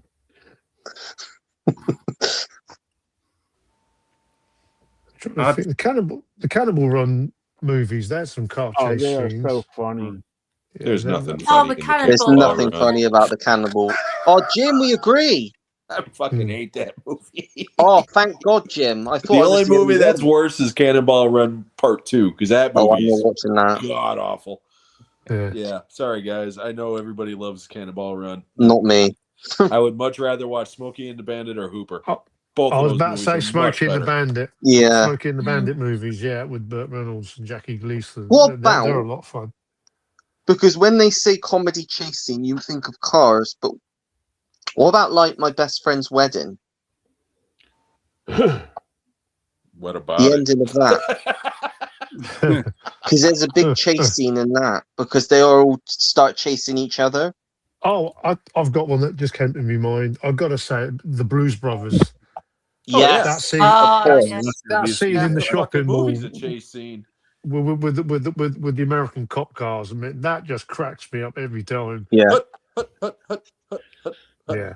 Well, the one I put is "What's Up, Doc" with Barbara that's great. Streisand. That's a good one. Yeah, I'd have to say the entirety of Rat Race. Yeah, good choice. I love that film. I love the film, but I hate the ending. Somebody wants to Fuck off, Ollie. Here he goes. That song was stroked out of the devil's dick. I'm telling you, I hate that song. You're not going to start singing, Ollie, because bloody Sammy's going to come in with No, a it's just cameo. that song. That's a trigger. That's a trigger for Andy. Yeah, I hate that song. Take him back to your face. He doesn't want me. It's fucking everywhere like the fucking plague. Oh. Yeah, that's like Carlos with the Robin Hood song for Bryan Adams. Oh, he has Jesus. the same effect with him. Everything I do. Yeah, Oh, the music. You can't find the music video for that anywhere now. Like it's been taken off YouTube completely. Fucking Oh, good God. job as well. Why is Oh, that? Public service. No idea why. No idea why. Do, You just can't do- find do- it. do you know the thing is about that song? That song went to number one for about. It was number one for about 10 weeks, and I thought, oh man, I'm so glad that's been knocked off the top spot, only to be back on the number one Yep. hit single a couple of weeks later. And I was thinking, gee, man, somebody buy some bloody records out there. This song is just annoying me. yeah. God, You know what song? man. Do you know what song knocked that off the charts over here? I can't remember what was it. All Star. It was what the fuck? It was The Fly by U2. Oh yeah. Yeah. I don't like that song either. To be Oh, fair. I like man, that song. Yeah. Oh, fair God, enough. that Brian Adams song. God. Was that? It's that the Brian- reason why I've never watched the movie, and people keep telling me it's only on at the end of the movie, but it's just the fear knowing Yeah. that tune and that song is lurking in the Coming. background. It's coming. That's going to appear. Yeah, they played the theme from that If song you- a couple of times in the background. You know. Yeah. The Like song itself doesn't Yeah. show up until the very end. That Yeah, movie's it is. worth No, watching Carlos, just it's for not Alan nice. Rickman, if nothing else. Because Alan Do you know Rickman's what? fucking awesome in that movie. yeah. It's hard to me to sort of pick which one's the worst one, that one or the Dirty Dancing theme. Yeah, the Dirty Dancing. Now thing, the Oh, only thing that even comes shit. close, no, worse than my that. life. That's personal. Oh, but worse than that to me is the fucking yeah. Celine Dion Titanic Yeah. song. Oh, Because there was Oh, fucking okay. women singing that goddamn song Yeah. every time it would come on. And I remember I'm going sorry. to the movie seeing Titanic, Yeah, and there was like Yeah. a bunch of teenage girls. There was like four of us, and we were like in our mid-20s at that time. And it was like you go in there, and these like fucking teenage girls are like in the aisles singing Yeah. Yep. I'm like, and then at the time, I'll go back to the Brian Adams thing for you, Carlos. no. No. Don't take him back. When I was working at a department store, there was 4 songs that they played every hour on the hour. Brian Adams, Everything You Do. The Funny Friends song, I'll Be There For You. Oh yeah. Oh, that's another And one I ate. Fuck. Oh, Yeah. Someone told Donna me Lewis last song, week that I Love You this always way. forever. It's a I don't know. All Just- I could hear was Ollie. Sorry. Donna Lewis, I Love You. God, that Friends. I love you always, Friends forever, theme. near or far, always together. Here we Yeah. are having erections. Wait, That what? Friends. And the fourth one was the so if you didn't get enough of Brian Adams in the beginning, you just got him with Sting and Rod Stewart doing "Oh for Oh. Love." Oh gosh. Oh, The, shit songs. the Bullshit three songs. Musketeers. Do it all for one or all for love. So every hour we would do that, like when we were like unloading, because at that time I was unloading trucks and stuff. So you hear everybody shut the fucking thing off. And this was like at 4:00 in the morning. So it was like I get on there and like, I bet the 4 songs we hear today. What time is it coming on? It's like 2:30 in the morning. We're all half asleep. We're just like, I love you always forever. It's like knock it off. Nightmares. That And then when Friends it- theme. Oh wow. the I Friends reckon it theme. appears in Carlos's nightmares, those songs. Do you know what that Friends? I mean, they love the series over here in the UK, and like I had an ex-girlfriend, and I was really into her. She made me watch that shit. You enjoying this? Yeah. Whatever. I watched one episode of it.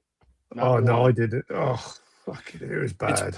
It's bigger over here in Europe, I think, than it is America, friends. Wow. It was Yeah, huge yeah. here at the time. Yeah. Now it's not so big as it Yeah. was then, but at the time it was huge. Oh yeah, they would have like Jim will tell you. they Women had, were like, getting the watch fucking parties. haircut. The Jennifer Aniston. They were obsessed with what Yeah. Rachel's Yeah. hair was going to Rachel. be that season and shit. And it's like, who gives a fuck? Yeah, my Yeah, ex, Jim. she had Who her gives a hair, fuck? done like her as well. I said, yeah. It looks You know, Yeah. nice on you. if Friends 'cause would if have been you- on HBO, I would have much preferred it because then maybe there'd be some yam action. But yeah, that fucking show Yeah. sucks. Yeah, but, yeah, No. Oh, there's but been yeah, some shit songs in the past. Fucking yeah. hell. I Oh, remember also the Whitney Houston one. I didn't mind that one for the oh, the theme for the bodyguard. Yeah. bodyguard. They loved that over here in the UK. That was the number one yeah. hit. My wife I goes actually, ballistic every time that song comes up. You oh could man, you could not tell any black person that Dolly Parton sang that or wrote that. Yes, and oh that's why yeah, my that's right. wife Yeah, goes ballistic every time yeah, she hears it because Dolly she's Parton's. the Dolly nut. I got into a yeah. fight with one of the managers, and she was like, "Oh, Whitney wrote that from my heart." I said, "Dolly Parton wrote it in 1978 for Porter Wagner," Yep. and she was like, "Oh no, she didn't." I said, "Watch Best Little Whorehouse." I was going to say, watch Best Little Whorehouse in Texas. And she rented it, and she goes, "Oh my God, you were right." I Yeah. said, "Yeah." I said, "There's a big backstory about that." She was leaving Porter Wagner's show, and Porter Wagner had given her a big break on TV, and she was leaving, and that was the final song that she sang. And if you notice, when you watch the YouTube thing, he comes over and she just like runs out, sort of like Bette Midler did on Carson's show, because she was too emotionally involved in that. Oh yeah, it was like people thought Whitney came up with that song. Yeah, I remember hearing Nah. about that. Yeah. And Dolly Parton was interviewed on David Letterman. He goes, "Did you ever get upset about Whitney Houston's version?" And she goes, "Well, let me show you." So she pulls out the first week it was released, she got $1 million check. And for those next 52 weeks, she got over $1 million in residuals. Wow. Yeah. Wow. Yeah, she it's made the most a shitload of money off of that. It's the most expensive song to use in a movie. Yep. Like if you use it, that's why when Endgame became the highest grossing film of all time in the world at that point, the next Spider-Man movie to come out after that played it at the very beginning, because it was like, we've made that much money, we can afford this song. Oh, wow. I think the other one is Europe, Final Countdown. Countdown, yeah. Oh, yeah. I hate that song as Yeah. well. Sorry, I I think- in my throat I a think- little. I think what it is with those songs, Together. I think what it is, Final I think those theme songs that we mentioned, I think what it is, because we know that most women would just go absolutely crazy. They'd be screaming the house down when those theme songs would pop up. It would kind of upset us guys. We'd be like, "Oh God, these women are shrieking with that song," and they were always played repetitious. No matter where you went, you could not hide away from the song, especially that Bryan Adams one. Jesus. Take my breath And- away. Yeah, that one as well. They really did Like Bryan Adams. most of these songs, is just a fucking Smash Mouth one. Oh, They are, yeah. They are. They really screwed Bryan Adams though, because they had released that song, and he wanted to put his album out, and they said, "Oh no, wait for that." That Waking Up the Neighbors album with that song on it yeah. went to number 2 in America. All over the world, it went to number 1. And he said, had they put that out a couple weeks earlier, when he wanted to, it would have been number 1 forever. Yeah, but that album sucks. Okay. The two Fuck me, albums that- that he made before that were far superior, in my opinion. Reckless and Cuts Like a Knife. Yeah, Reckless is great. Breaks my heart, that does. You're not a big fan of Can't Stop This Thing We Started, huh? Oh, that one. I like Bryan Adams. So I like, again, Bryan Adams is a fine singer. I mean, he's a Canadian, good for him. I like a lot of artists. I like their earlier work before they sold out and became a bubblegum ballad. And that between the Robin Hood song and the Rod Stewart song and the one that he did for the Something in Don the head. Juan DeMarco. Oh yeah, that was Have you ever love Thank you. the Yeah. See, I woman. knew Ollie. Here Love goes Ollie. Here woman. goes Ollie. I sing that film. That's a good film. It's a good movie, but that song got played to death. Yeah. You know what? Have you You know what I ever, just found out? ever Carlos really, will really loved the Shut up. woman? Carlos will appreciate this, and same with Jim. Remember the video Kaja Gugu Too Shy? Yeah. Oh, yeah. No, listen. Oh, Yeah, yeah. You're No, I'm not too saying about the shy. song. Oh, Yeah, fuck. but you know, Shy, shy. video. The girl, I had my girl eyes closed. I'm picturing the girl in Man, the the video and I hear you. is married. we are dropping down the class of music. Yeah. Drastically. Oh, yeah. The only reason why I brought it up, I just heard it on a podcast today that the girl in the video that plays the girlfriend is Dennis Miller's wife. She was a model back then, and they've been married for 40 years. So Okay. they're just celebrating her. The comedian Dennis Miller, he was on Saturday Night Live, and he's done Bordello of Blood. He was also starring in The Net with Sandra Bullock. See, he's just waiting for a chance to bring Of up Sandra course. Bullock. No, but I just thought that was today. I Hour just thought- 25, 50, 51. I just thought that was Type kind stab. of. I just She's thought that annoying was actress. I never was a fan of her, to be honest. I Oh, think she was Oh, here we go. Oh, you're gonna upset Kenny there, Carlos. Carlos. Let's He's get done these it two now. together. Wake up the Kraken. She annoyed the shit out of me in Demolition Man. Oh, be careful. Be careful what you say, That's how Carlos. Kenny fell in love. I fell in love. Kenny's getting pissed. Penny's got a I mean, restraining order. She was good in Kenny's getting mad.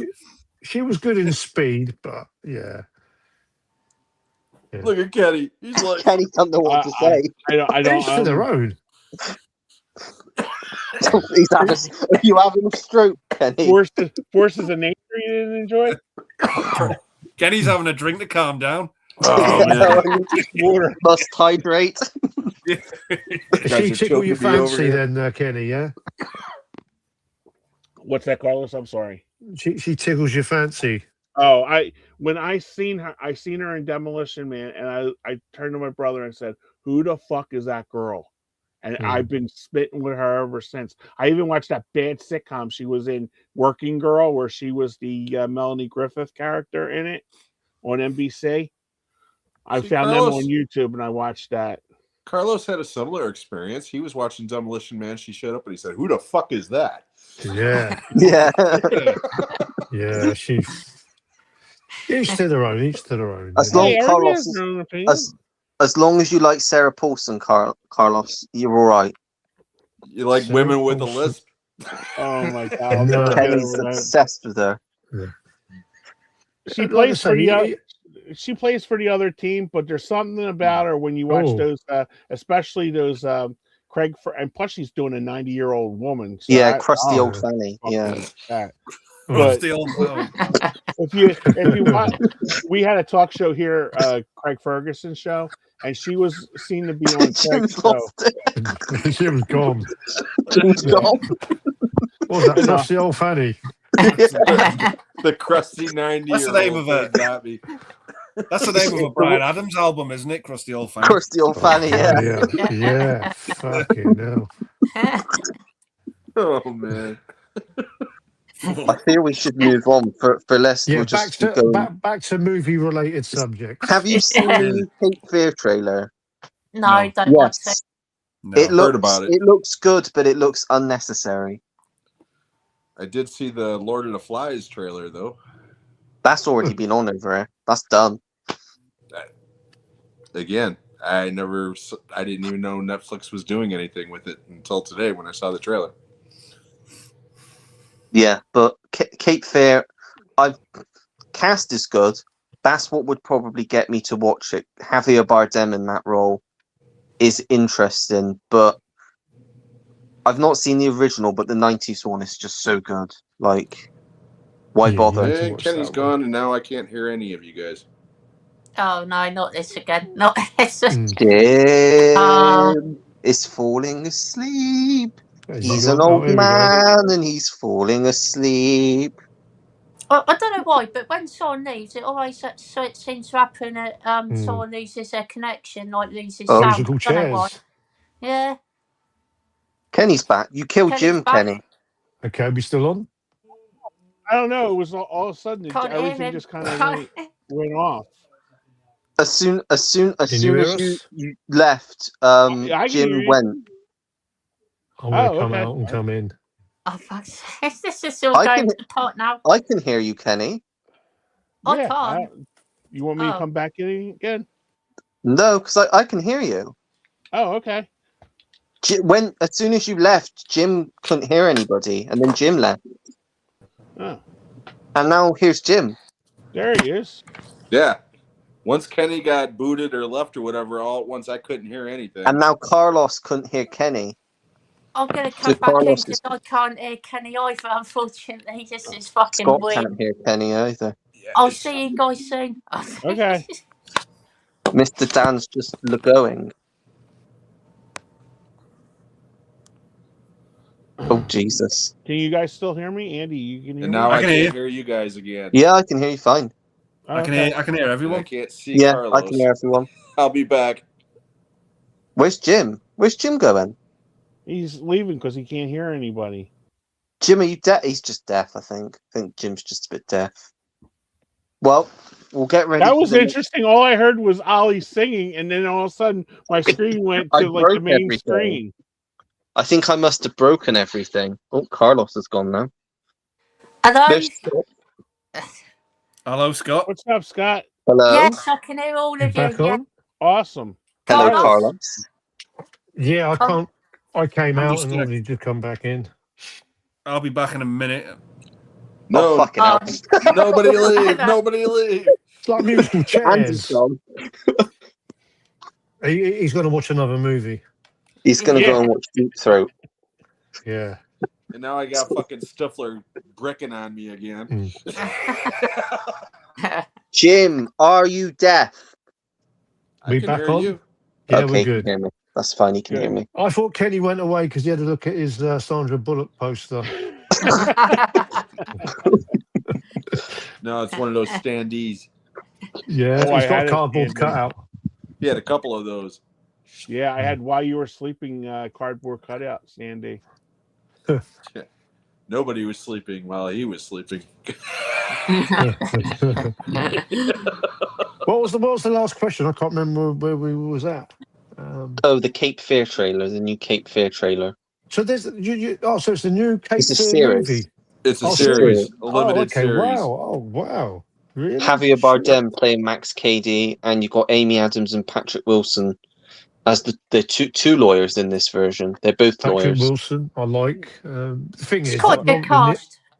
yeah, I like the Amy Adams. trouble is that Robert De Niro performance, man, I love that. I know, yeah. Oh, yeah. I remember watching that movie in the cinema, and the bit where Robert De Niro is laughing in the cinema and he's smoking a cigar when Nick Nolte's family are in the cinema watching, and he's like laughing out loud.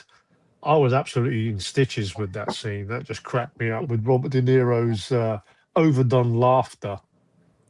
No, De Niro and Juliette Lewis Yeah, some is awkward moments truly in that. disturbing. Yeah, Oh, yeah. I mean, When he put his truly, arm because around she's her. supposed to be like a young child, basically, you know. Yeah. And it's just creepy. yeah. The way he sort of says, "When I put my arm around you," that was a little bit. Yeah, it's creepy. Creepy bastard, eh? Yep. Great film, though. Is Ollie on? Goodbye, Ollie. I don't know what Ollie's doing. That's what you get for being an asshole. Yeah. It seems that Ollie's had that holiday and he's gone all Tried and rusty. failed. I've tried and failed.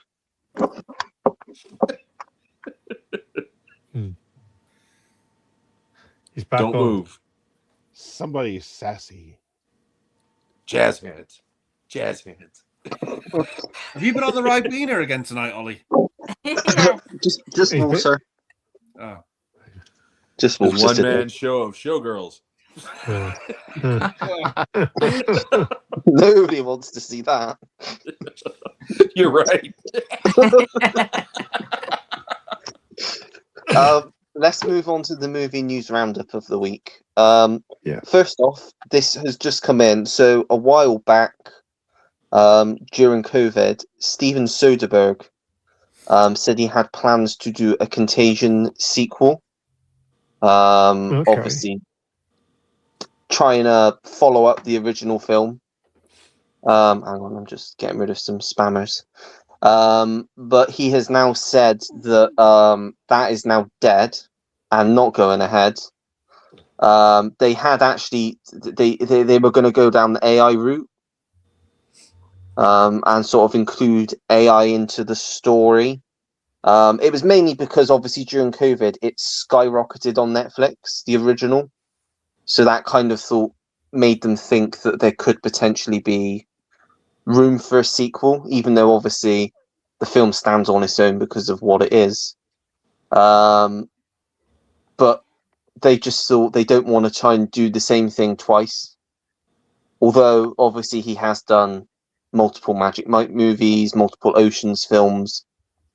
He didn't. Basically, what he was saying is he didn't want to do something because they felt like they've done it before and it doesn't need to be done again.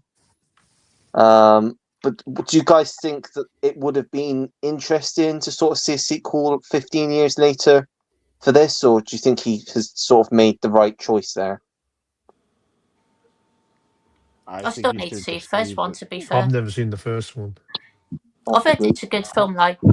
Yeah, it's a great film. It's not a movie that's screaming sequel, in my opinion. That's a standalone. Yeah. Yeah. It's a standalone story. It's fine. What are you gonna do? Like another Yeah. breakout movie? You know, Outbreak did that. You know, more the action route. So if he's gonna follow up on one of his older movies, I'd rather him do something along the lines of like a Traffic follow up with the different drug stories today with the fentanyl angle. Yeah. There's in the cartels and such. There's a lot of stuff you could play with there.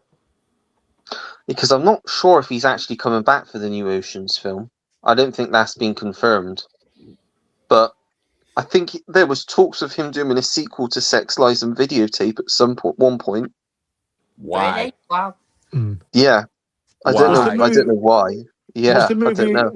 was the movie a box office hit? Because that's normally the actual deciding factor. But that was like when independent cinema was first starting to really take hold. One of the first ones. And yeah. that was the first breakout from Sundance. For him.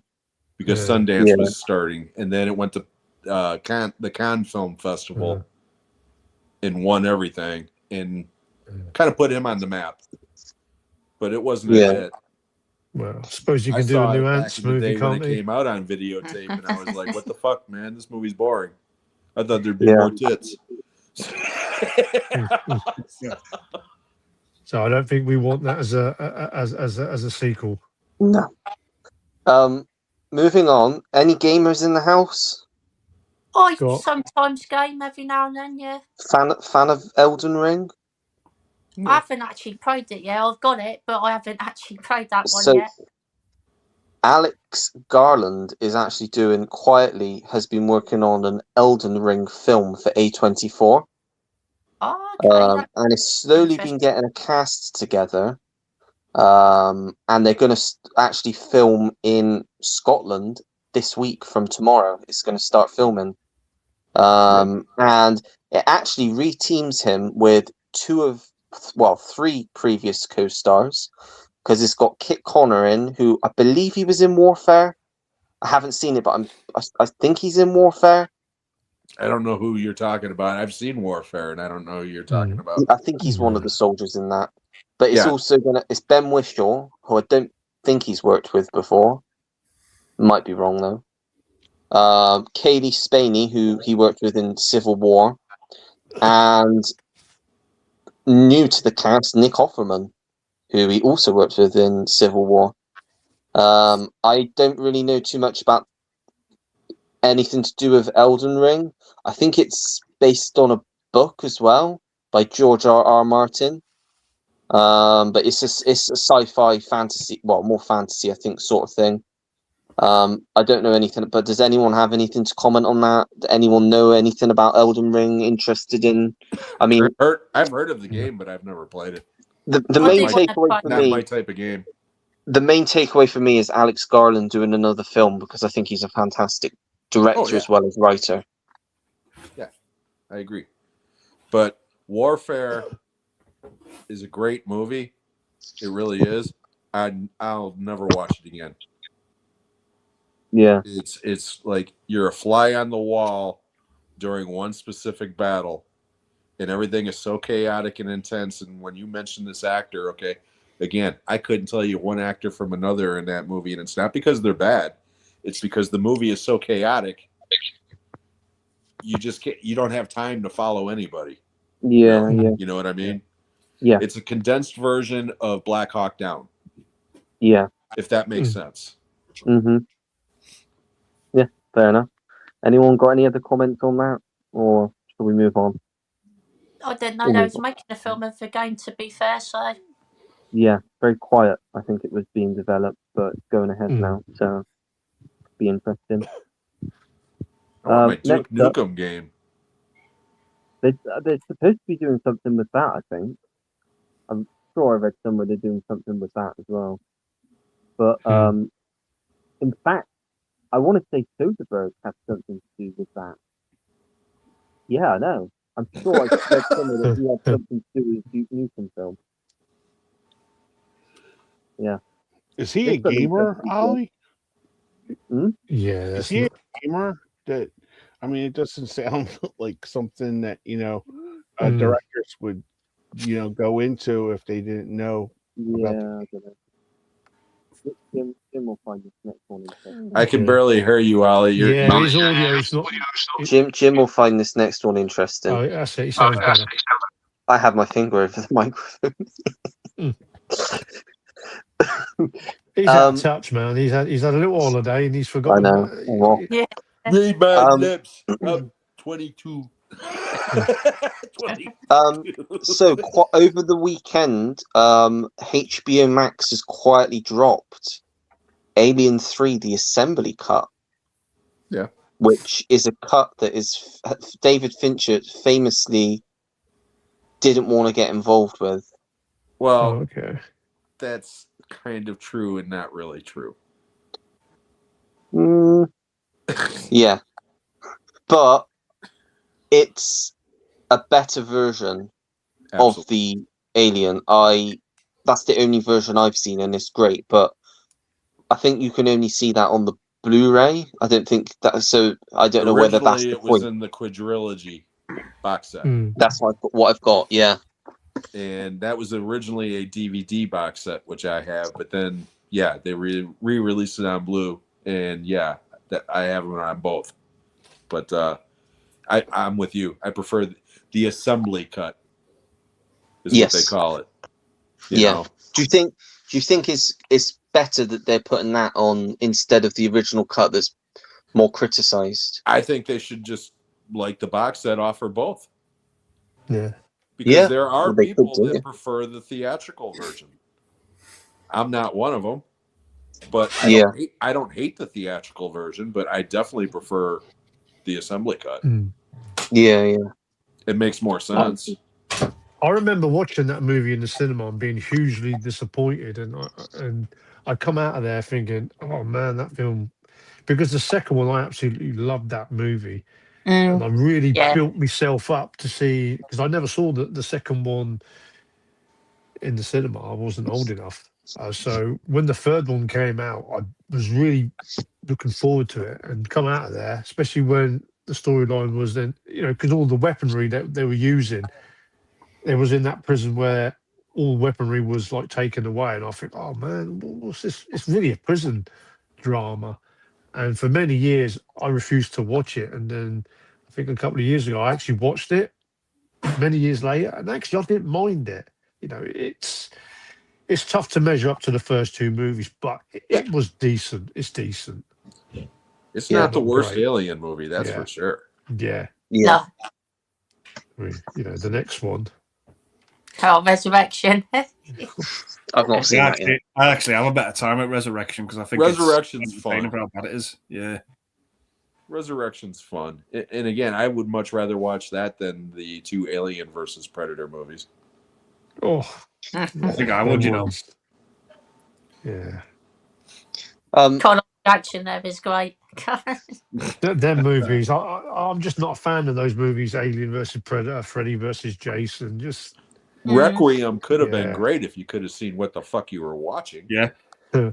Seriously. I mean, there are some scenes in that movie that if you could actually pump up the light and see what's going on, it could have been great. That scene in the maternity ward is nightmare fuel. Yeah. It really is. I mean, just the thought of an alien going in there and like impregnating a bunch of pregnant women. That's fucked up. Yeah. I always get the reaction when you get those sort of crossover movies that, you know, the producers and directors, when they make those movies, that they're like, oh, we don't care how bad this is gonna look, it's gonna be a pile of shit, but people will end up watching the movie. So they just do the movie, and it's simple. Most of them are simple cash grabs. That's what it seems like to me. Yeah. I've never really seen a crossover movie where I sort of thought, oh, that was really, really good. Yeah. I don't know. I kind of like Kong versus Godzilla. Oh, no. See, I didn't like that because, no, man, that was bad. For what it was. I like all Gee, those man. movies for what they are. Oh, They're fuck. stupid. Oh, that They was are bad, that dumb. one. They're cut your brain at the door fun type movies.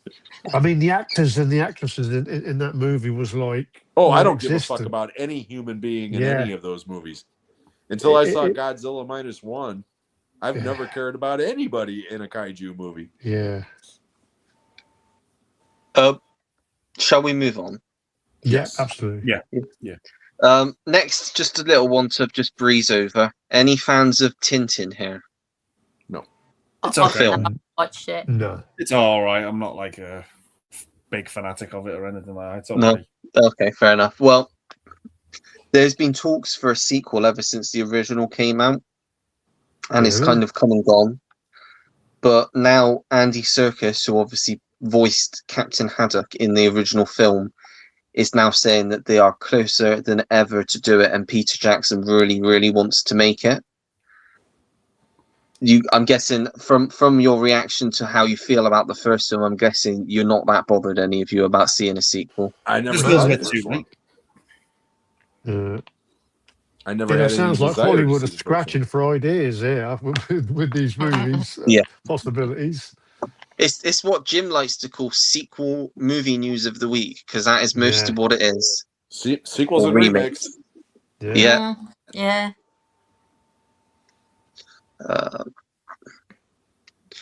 Well, another quick one. Steven Spielberg has called Dune Part 2 one of the greatest sci-fi films of all time. What a load of bollocks. Again, everybody has their own opinion. Yeah. They do, yes. This is an interesting one, but it is also sequel news. Spaceballs has officially set its release date almost a year from now, April 23rd, 2027, theatrically. And what are the odds that Mel Brooks will still be alive but when that movie comes out? Well, this is it. This is it. He is going to be And I 101 love Mel at the time Brooks. it I comes don't out. mean to sound morbid. You know, He'll be about 101, I think, when it Yeah, comes out. he's got to be in his 90s. the 101-year-old He's 100. Damn. Is Mel Brooks 100? He will be I by think the he's time just that turned movie 100. comes out. Yeah. He's like 98, Wow. 99 now. But it's going to be called Spaceballs the New One. Yeah. Oh, See, what and a that tight- right there, they missed the best joke from the first movie. Yeah. Spaceballs 2, The Search for More Money. Do you want to know the plot synopsis of it? It's described as a non-prequel, non-reboot sequel part 2, but with reboot elements franchise expansion film. The usual. Sounds like a Mel Brooks explanation there. He Sounds like a Josh Gad he turns explanation. if he's still here, he will turn 100 on the 28th of June. It says here, Wow. Brooks will be 101 years old by the time that the sequel is released. Yeah. But he is returning as Yogurt, and Bill Pullman's returning as Lone Star. Yeah, Daphne Zuniga. So you got Rick Colonel Moranis, Sanders, Rick Dark Moranis. Helmet. Yeah, they're all coming back. Yeah, Well, yeah, not Joan yeah. Rivers. She's dead, and John Candy's dead. But yeah. You just pulls Kenny's heartstrings. Sorry, we won't get any Dick Van Patten or yeah, Joan Rivers. It's gonna have Josh Gad's also gonna be in it. Just let's hope he's not like doesn't he'll be ruin Barf's anything. son, and Yeah, Louis well, Pullman will be Lone Star and Daphne Zuniga's son.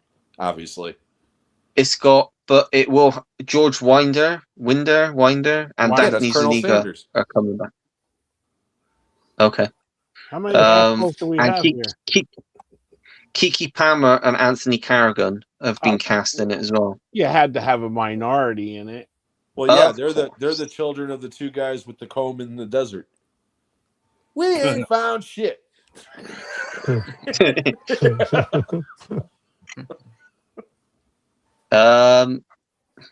Apparently, a trailer for Werewolf, the new Robert Eggers film, is imminently going to be dropping.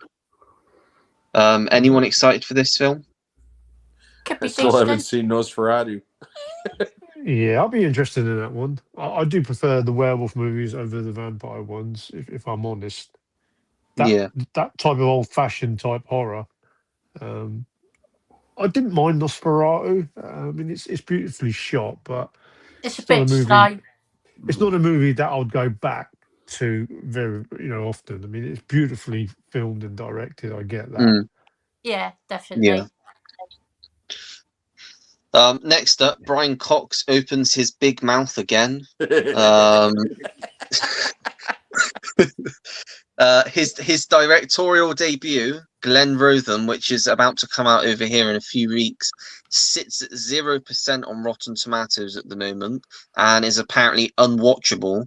And he's going and basically just attacking anyone and everyone he can again, as he always does.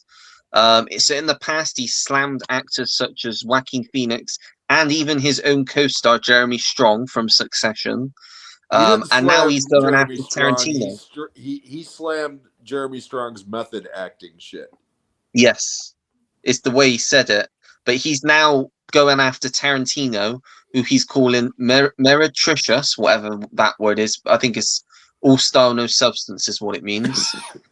He said, I'm more egalitarian than a lot of directors, the kind who call themselves visionaries.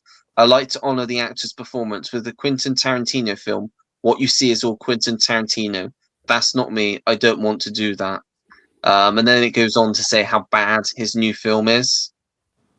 He's also gone after Johnny Depp in the same interview, saying he actually turned down the role of the governor, but hasn't lost any sleep over it because Johnny Depp is so overblown and so overrated.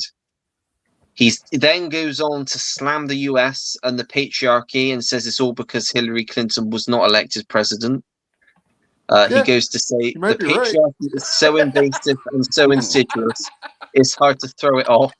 I think the patriarchy is a fucking mess, and it's the patriarchy that got us into the position that we're in at the moment, and we don't learn the lessons. I say give it over to the woman.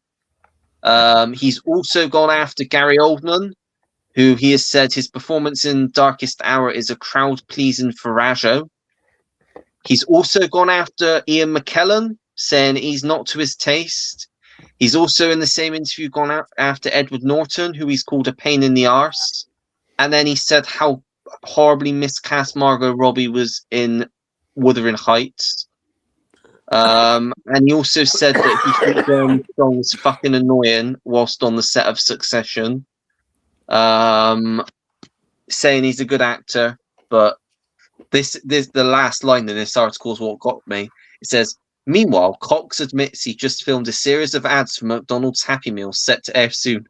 Oh yeah, he does the voiceover of the McDonald's commercials. I tell you what, that man should not bottle up his opinions.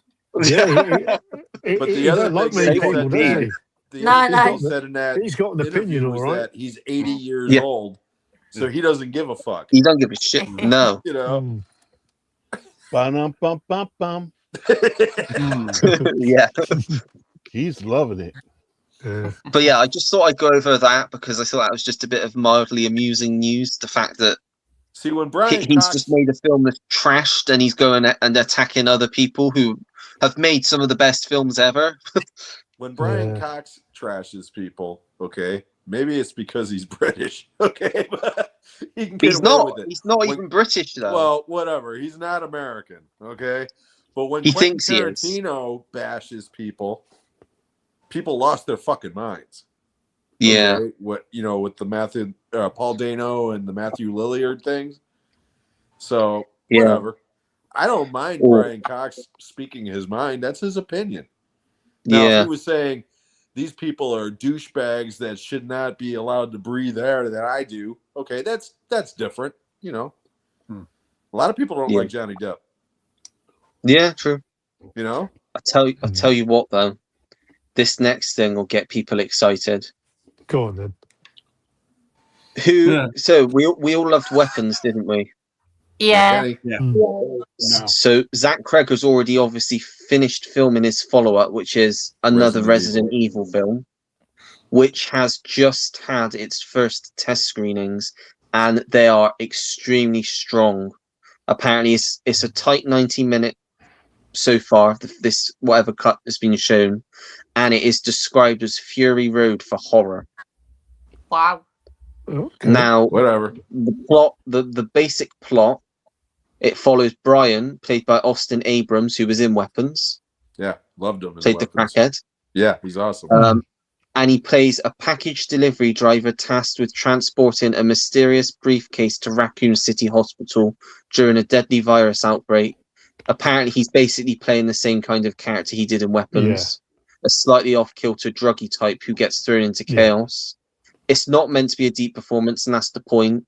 The character works more like a player avatar, just moving from one nightmare scenario to another. Apparently, Cregger, I don't want to, because obviously we don't know. People are saying it's even better than Weapons. But I don't want to, because nobody's seen it yet. But apparently, it has a feeling of Fury Road because it doesn't let up. It's just on all the way through. I loved Weapons and I loved Barbarian, so I'm willing to give it a shot, even though I don't like any of the Resident Evil movies. Yeah, I mean, me too. He could have broken the Resident Evil curse, and he could have made a fantastic film.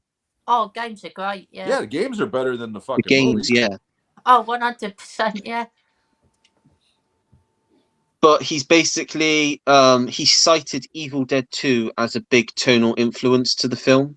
Mix of horror, speed, and chaos. Apparently, it's very gory and will definitely get a hard R rating. But it's got nothing to do with the games, aside from a few Easter eggs and some recognizable monsters. But basically, if you want it in one sentence, if to describe the film, someone that saw it said it's about a massive druggie in a zombie world. So there you go. And that might be a plant who saw who's in it and saw what the movie's about and said, "Hey, he's a druggie in a zombie movie." You know what I mean? It could be, but if that's true, I'm now 10 times more excited to see it than I was before. It sounds a lot more entertaining than I thought it would be. That guy's got a solid track record with me so far. Oh, I really enjoyed both of his other movies. Yeah. They're both just batshit crazy. Yeah. Next up, more remakes. Kenny will like this one because I think he has seen the original film.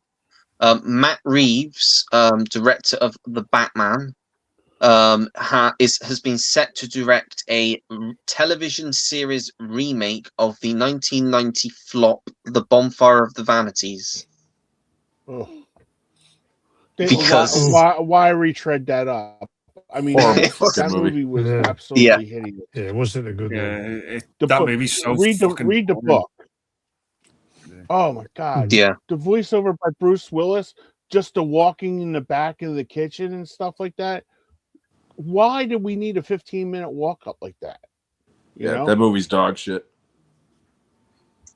Yeah, no interest then. None. Nah. No. Nah. I tell you what has had me interested because I didn't even know it existed. John Travolta has made his directorial debut very silently, and his film is Okay. heading to Cannes. It's called Propeller One Way Night Coach. What a title! That rolls off the tongue.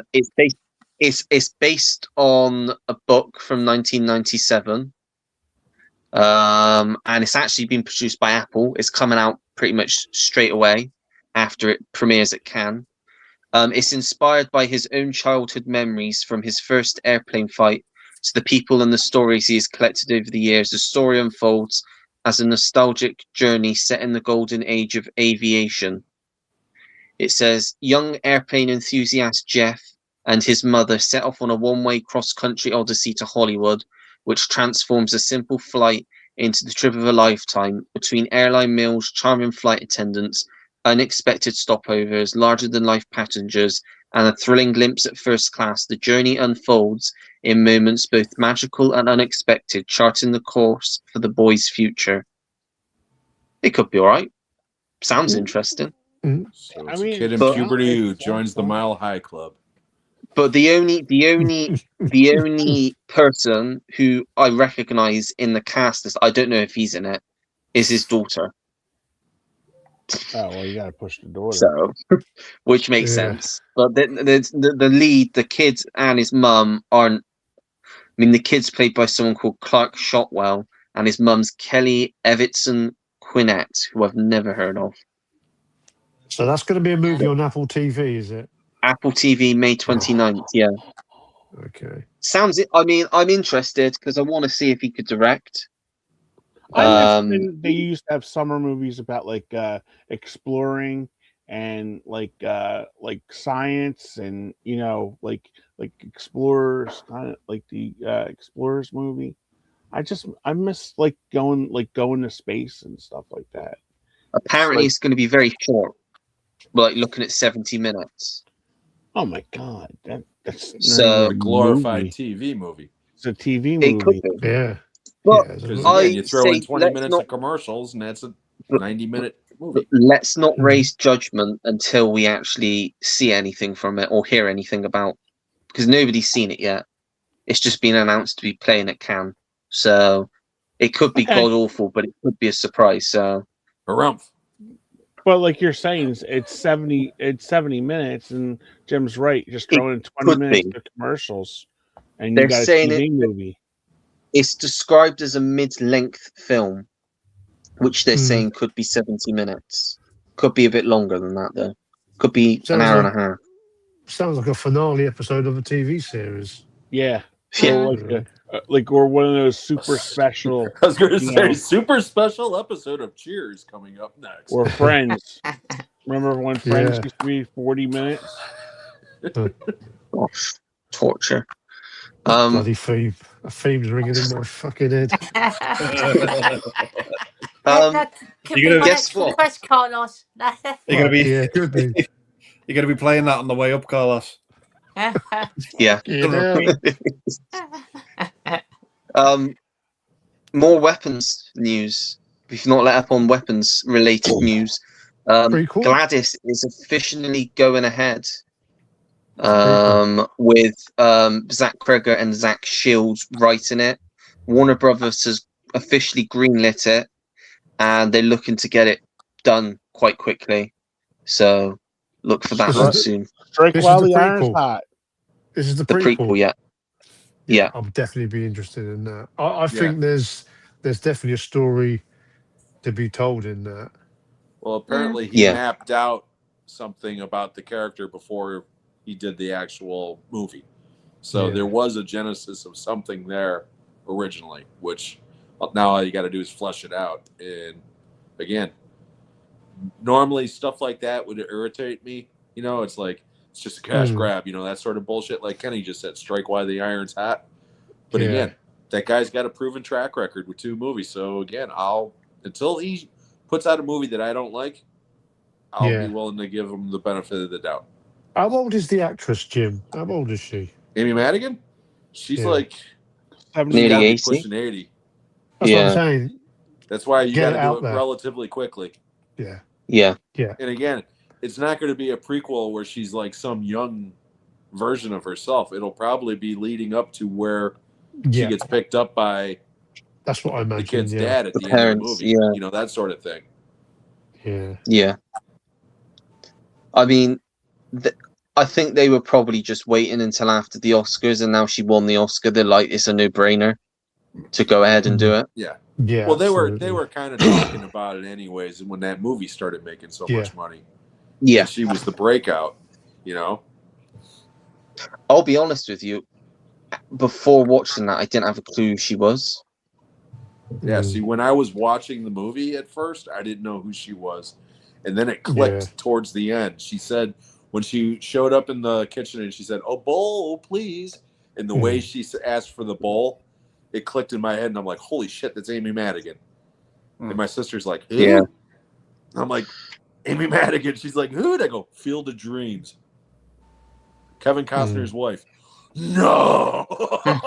Shit. Really? Oh wow. Yeah. Okay. No. Uncle Buck Oh, as man. well. Next up, That hairdo that she had, man, that was fucked up.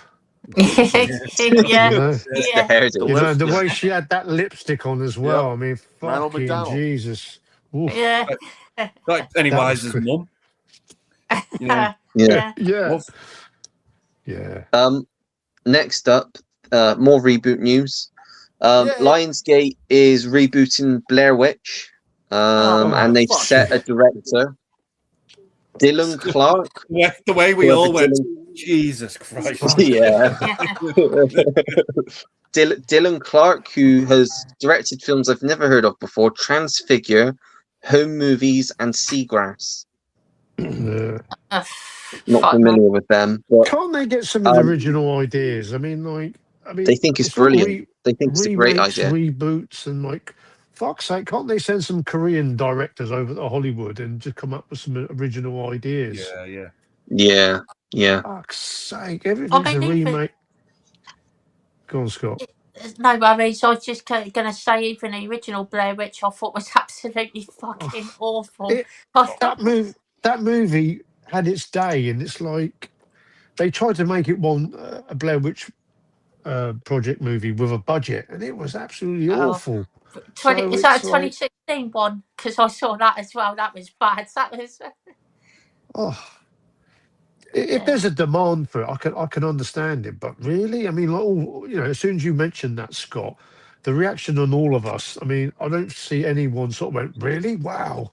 No. Everybody just went deflated and went, fuck. Yeah.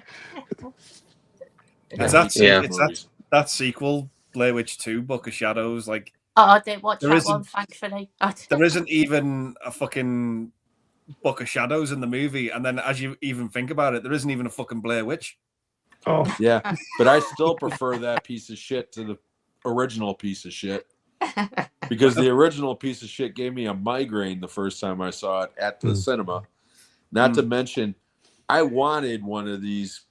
Actually, I wanted all three of those fucking annoying kids to get taken out. I was just hoping that it was good. I mean, especially the girl. yeah, whining bitch. It was like, please, somebody kill these kids and let the movie be over. And and I with gotta the be dude honest, when standing in the corner.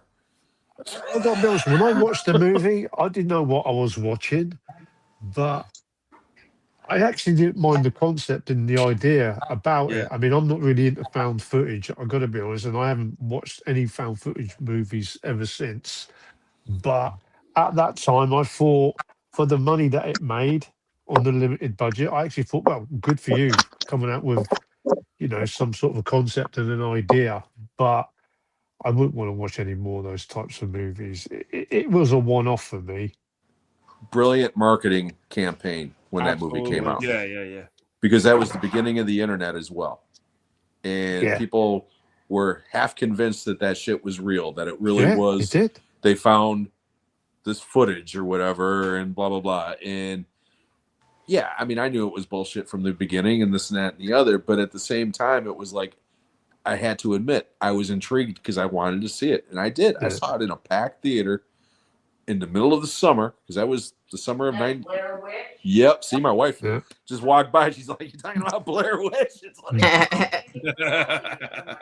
yeah, standing room only when she saw it, and yeah, what a piece of shit, man. I fucking hated that movie. Yeah. Oh, shame. Yeah.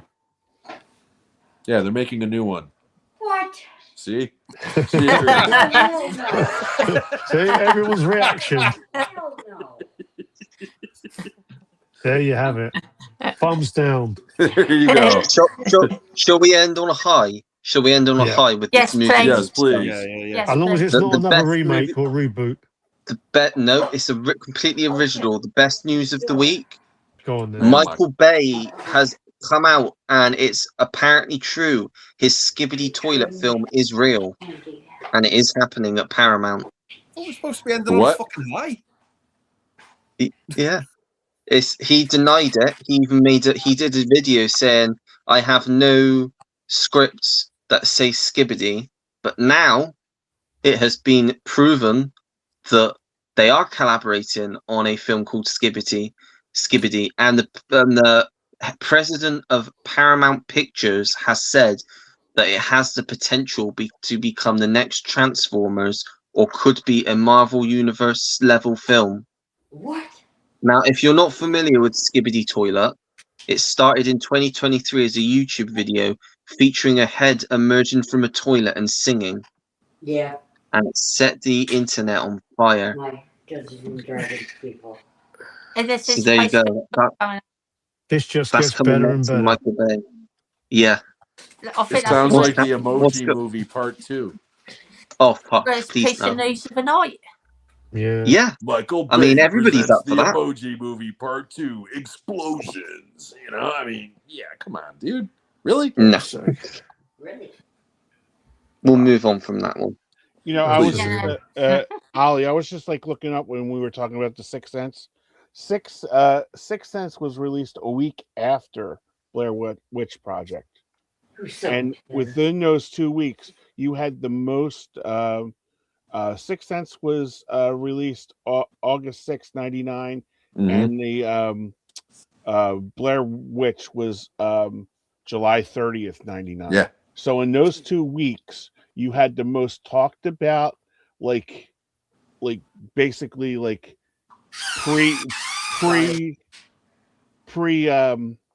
pre-internet like spoilers, you know, like, I mean, nobody talked about the Sixth Sense ending, like, you know, No. in like movie lines or like, you know, to spoil it, you know. Same with basically when we went to see Blair Witch. I'm sorry, Blair Witch. Everybody was just basically, you have to see this movie to believe it.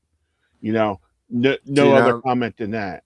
Now, everybody I talked to at the time, there was a couple of people that liked it, but most people were like, I couldn't believe I paid for that. Yeah. Just about everybody I know. I mean, that movie was huge. You're right, Kenny. That movie was fucking huge. It was. Okay. But at the time, I don't remember anybody liking it. And then all at once, everybody loved it. And it's like, okay, it's I the was same just movie. amazed nobody gave up the ending for it. That's what I was saying. They all Yeah, came because nobody can within- understand the ending of that fucking movie. Dude, standing in the corner. Credits. yeah. We rebuild. You know? Jim, please do it properly. What do we For do me. now? We build. Credits. Oh god. Slipknot saying hello, Slipknot. Hello, Slipknot. Cheers for tuning in. Alien 3 is pretty decent. Yeah, the assembly cut's good. I like all four of the original Alien. I like Romulus too. I like them all. The AVP movies were never taken seriously by the studio. The Alien and Predator costumes / VFX were never the same standard as Stan Winston's work. Yeah. When that first one came out, and it was PG-13, and it was from Paul Anderson and not PTA, the other one. Okay, the guy that did the Resident Evil movies. I knew that movie wasn't going to be that good, and it's not horrible, but it's nowhere as good as the other Alien movies. And that, like I said, Requiem could have been great, but you can't see a goddamn thing in that movie.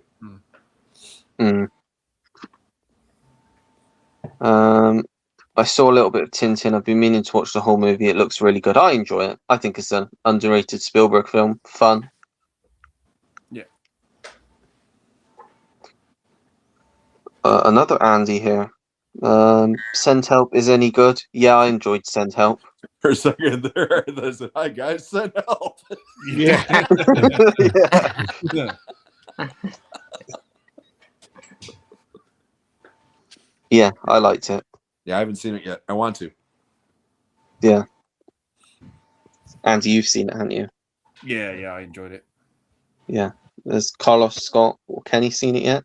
No. Not yet. No. I do want to know. Nice. Well, with that, we'll move on to our main topic of this evening, which is brought to us by Carlos. So as we have been doing the last 2 weeks now, we've been choosing an actor to look back over their entire filmography to try and like look at some gems and see sort of what films we may not have heard of before to like add to our watch lists and to talk about the ones that we recommend and like sort of to get us talking more about this specific actor. And so far we've done Robin Williams and we've done Ben Stiller. Now this week Carlos has gone with Robert Duvall. So we'll be We're going going to be here for a while. Actually, I thought that, but then I've looked at the list and it's not huge. There's quite a few, but it's not huge. That's what she said. Thanks. But anyway, we'll just kick off straight away because, like you say, we could be here for a while otherwise. Gosh, did you see last week's with Bloody Sam? I never thought we were going to fucking end. No, last week I was Oh, preoccupied. fucking hell, that was torture. Who did Sam pick? We didn't. Kenny picked Ben Stiller, but we couldn't get okay. through them because Sam just kept being Sam and just dragging his feet, and he kept whispering and then going silent and miming. And we're like, what the hell is he doing? Because there was an echo, so he thought it would be clever if he tried whispering. Oh, yeah, it didn't go very well. My wife is giving me a very confused look right now. Well, that's what Sam does. Sam's a very confusing person. He had a moment, did he? Collection. He did have a moment. No. He just came on. He wasn't even on at the start. He came in like towards the end, and I said we were going to be talking about Ben Stiller. And he's like, "Oh, brilliant!" I think we must have spent 20 minutes on one film. Oh, you gave him the invitation, and that's why he turned up. And he kept going up like that, and like getting really close. Well, hey, I could talk about next drove me mad as well. But anyway, the first film on this list, it may be a TV movie, but I've started with this one because it looks like a film where he's the lead in it.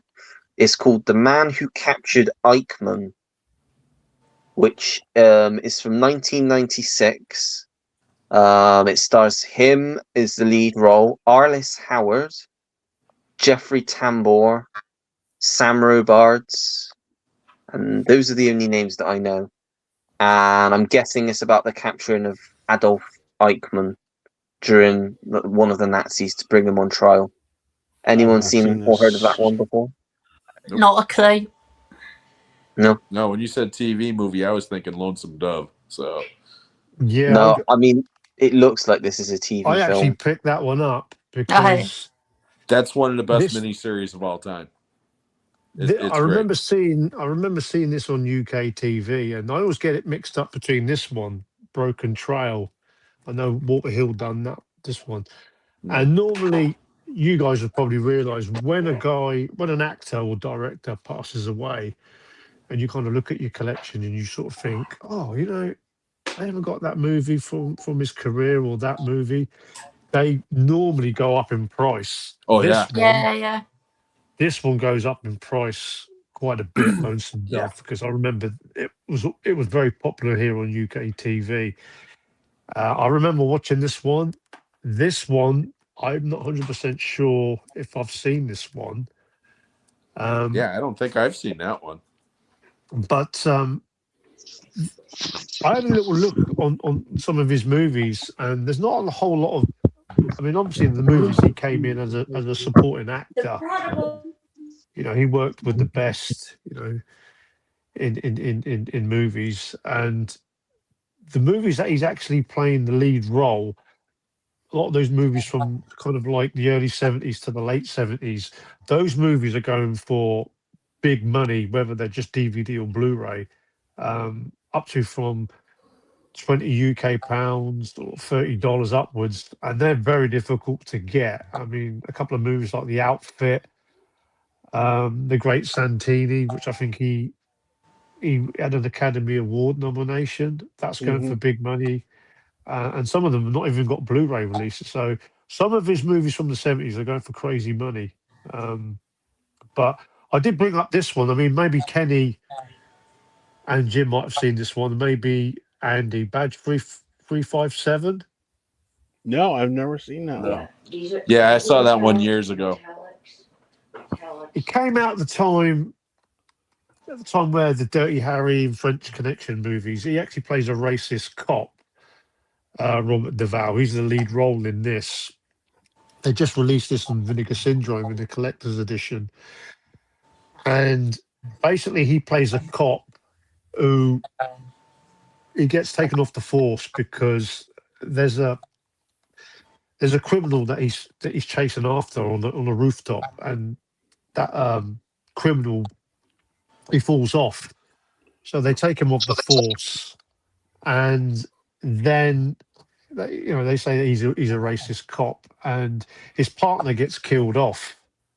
So basically, there's some sort of a conspiracy between a racist group. It's one of the rare occasions where he's actually playing the lead role. So I mean, it's not the greatest sort of cop thriller. It's nothing like Dirty Harry, French Connection, or the 7-Ups. But it's a movie that I enjoy because it is a kind of tough cop movie, those gritty cop thrillers from the early 70s.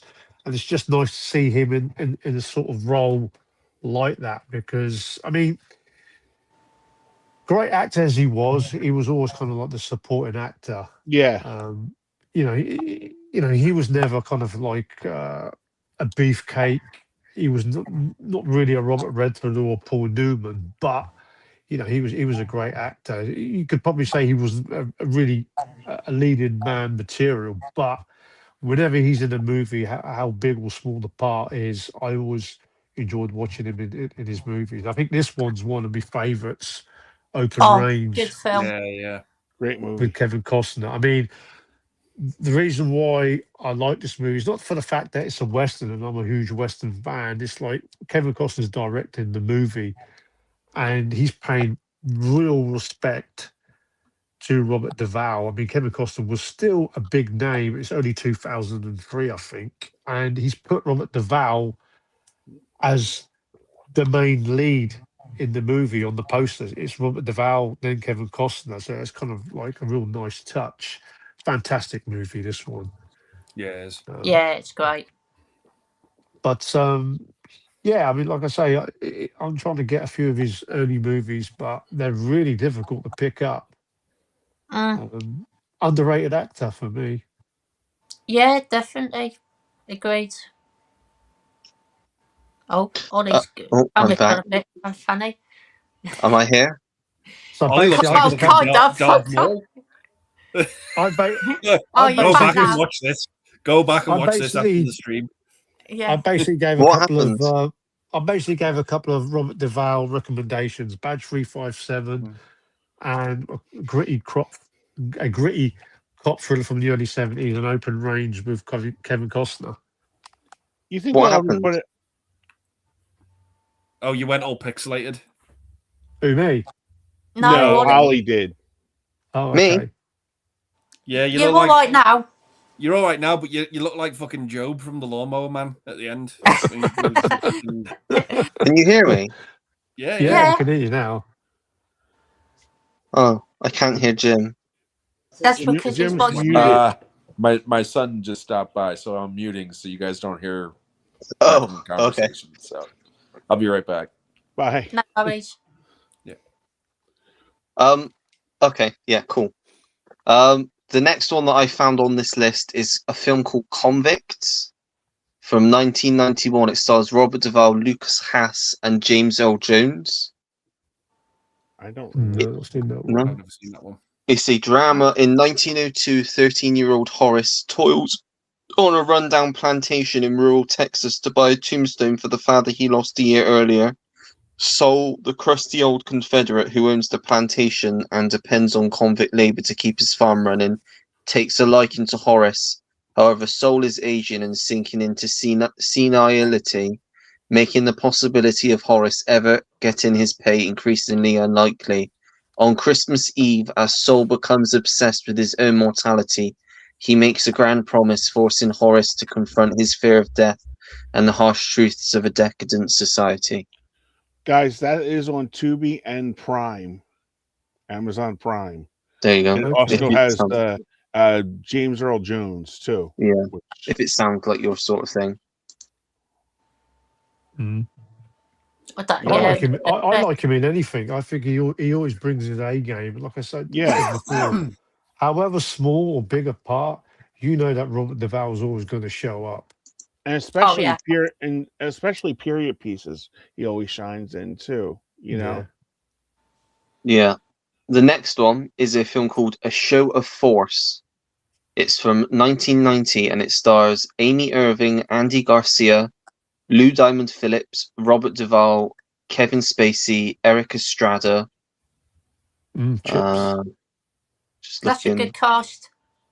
That's And good it's a cast. thriller in which television reporter Kate Ryan de Melendez investigates the death of two radical Puerto Rican activists whom she begins to believe may have been framed and murdered by undercover American agents. I've never even heard of this movie. Sounds No? pretty good, Yeah. that though, to be fair. Sounds like Yeah. a smaller role in that Sounds like movie. probably more supporting, yeah. Yeah, like I say, he done a hell of a lot of movies. I mean, like I say, sometimes he just popped in a movie. I mean, you know, some of the movies that he was also in, like even Falling Down with Michael Douglas. I mean, he's hardly in it that much. Carlos, he has Great film. 396 credits. Unbelievable. Fucking hell. Yeah, that's a lot. Unbelievable. And he's worked with some of the greatest actors. You know, he's been in movies Oh, with yeah. Arnie in The Sixth Day, Tom Cruise, Days of Thunder, Falling Denzel Down Washington. with it's an unbelievable. You know, Robert De Niro in True Confessions, Michael Colors with Sean Penn. That's another one that I always enjoyed seeing him. Gone in 60 Seconds. I mean, he's been in hundreds of movies. Yeah. The next one, Carlos is bound to have seen. It's called The Stars Fell on Henrietta. I haven't. You've not seen it? It's Clint Eastwood. Yeah. Yeah, it's a Clint Eastwood film. It's the 1995. setting. 1995. The setting is early America during the oil boom. An elderly, down on his luck oil man, Mr. Cox, played by Duvall, finds himself in the town of Henrietta. Using unconventional methods, he convinces himself and local Don Day that there is oil on Day's land. The financially strapped Day puts everything into finding oil, but at what cost? It's got Robert Duvall, Aidan Quinn, Francis Fisher, Brian Dennehy, Francesca Eastwood, Billy Bob Thornton, Dylan Baker, and I believe I think the story behind it was he originally was supposed to direct it, but he was doing the Bridges of Madison County. So he's got a producing credit on it instead because he was on set still. I think he was there all the time, but because he was directing the Bridges of Madison County, he couldn't direct it properly. He just had to produce a credit instead. So it's like a TV movie. No. It was theatrically released by Warner Brothers in '95. Okay, what's the name Produced of the film by again? his company. The Stars Fell on Henrietta. Okay. Stumped Carlos. I don't think I The own name that. sounds familiar, but I've not seen it. Yeah, it's not in the set either, because obviously he didn't actually direct it. Okay, so it's not part of that big sort Nope. of signature set. No, it's Oh, not in okay. there. I was thinking it was probably going to be in that one. Oh, No, it's okay. not in there. No, but sounds interesting. And Okay. Duvall as the lead as well. So, what another one he Wow. worked? You think he worked with him quite early because he was in Joe Kidd with him, wouldn't he? Mm, yeah. Yeah. Okay. Another movie he was in, but no, he stumped me. Definitely not. I definitely haven't seen that one. He's credited as not the director, A producer just a producer. Okay. on it. Yeah, he couldn't direct it because he was doing the Bridges of Yeah. Madison County at the time. I have got all Yeah. his directed movies. But Yeah. yeah. Okay. I don't know. There's no Blu-ray for it. I don't even know if that you can get it on DVD. I've never seen Oh, it out and okay. about. It's probably Okay. quite a rare film. I mean, it's towards the bottom of Robert Duvall's filmography, so it must be quite rare. Next up, from 1984, we have The Stone Boy with Glenn Close. Anyone seen that one? No. So I think it was Glenn Close's second film, and I think she was nominated for an Oscar surprise for it. She's been nominated for so many Oscars, poor girl. But it says 12-year-old Arnold Hillerman and his 17-year-old brother Eugene live with their family on a farm in Montana. In an accident, Eugene is killed by Arnold's gun. Isolated from emotions he cannot comprehend, Arnold now has to come to terms with his grieving family, including his father, mother, hostile uncle, and grandfather, while his family has to come to terms with Arnold. It's got Wilford Brimley in there as well, Linda Hamilton, Tom Waits. Oh, good cast. Yeah, Yeah. definitely. But yeah, I've never seen that. I've heard of it, but I've never seen it myself. Is there anyone else? That's the thing about Robert Duvall. Because he's done so many movies, and like I was saying when you was off air, some of the ones he done in the 70s, I'm trying to get those movies where he's actually playing the lead role, and some of them have never been released on Blu-ray. Yeah. And even as DVD, they're quite expensive to pick up. I think there's a cop thriller called The Outfit, which is like an early 70s one. They're asking big money for that. And it's like, Yeah. some of his meatier work that he done in the early 70s after The Godfather, in that performance where he played the lawyer, you can't even get those movies. And, some of them are sort of in public domain. A lot of his movies he's in where he's playing the supporting actor with a big star, something like A Falling Down or Days of Thunder with Tom Cruise. Those movies are easy to get, but the lesser unknown ones are really expensive. Another one that I expect nobody's heard of is called The Terry Fox Story. Oh, that was on them. That was on HBO all the time. Yeah, it was about a kid who lost his leg or something like that. Yeah, true story about the Canadian cancer amputee hero who decided to run across Canada on only one leg to raise money for cancer research. He is pretty much the only name that I'm recognizing in the cast list, though. He's second billing, so guessing he is a lead in it. That sounds familiar. Yeah, 1983, that one. If you had Carlos, if you had HBO at the time, anytime in those early 80s, that was one of those movies that was always on. You probably seen the trailer and not even notice, because I didn't even know Robert Duvall was in the movie until I seen it. Well, I'm looking forward to revisiting this one, because I think that I've heard that there's talk that they're going to remake this Lonesome Dove. Oh wow! Now, Carlos, do you have an all region player? Yeah, you have to. Okay, I'm just because I'll look because sometimes I go to pawn shops and stuff like that, so I'll be on the lookout for the outfit for you. Cheers. Yeah. The next one is a film called A Night in Old Mexico, which is a newer film from 2013, and it stars Robert Duvall, Jeremy Irvine, Just looking to see if there's any other names. I don't recognize any other names.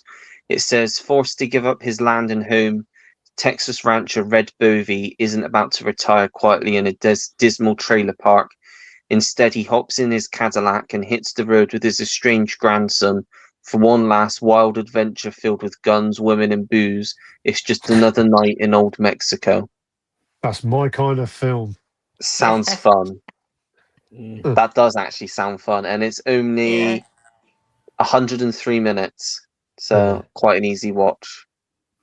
That would be one of his later movies. I think he stopped. 2013, yeah. Yeah. Sounds good though. Next up, one that you mentioned, 70s. You haven't mentioned it specifically, but I'm imagining it'd be hard to get hold of. It's a film called The Betsy. It stars Laurence Olivier, Tommy Lee Jones, Robert Duvall, Catherine Ross, Jane Alexander, Leslie heard of Ann this one. Down. Yeah. Wow. That is a cast. Yeah. It She's says good. ruthless patriarch Lauren hires race car driver Angelo to build a more efficient vehicle against the wishes of his grandson. But things get even messier when Angelo romances two women in Lauren's life, his great-granddaughter and his grandson's mistress. It was basically one of those romance novels. That was adapted. It was Harold Robbins' book. Tommy Lee Jones, Catherine Ross, Yeah. Jane Leslie- Alexander. I mean, Leslie Ann Down. Wow. I mean, she's some Edward beautiful- Herman. I mean, some beautiful women in that movie. you got Yeah, that Leslie right. Ann Down. You know, Leslie Ann Down. Yeah. Whoa. Next up, from 1973, is a film called Lady Ice with Donald Sutherland and Robert Duvall, Patrick McGee, Jennifer O'Neill. It says an insurance investigator romances a wealthy young beauty when he suspects she may be involved in fencing stolen jewels. Kenny, seen that one? I gave it a 4. Yeah, I You didn't gave it really care 2? for it. With 2. I'm sorry. Yeah. Yeah, it's on Tubi. Also streaming on Folsom and Amazon Prime. Would you say it's all right for a one-time watch? Yeah, especially if you like the actor and you want to watch some of his, early stuff. Yeah. But I, if I do remember, he's not in it that much, Carlos, Mm. for it.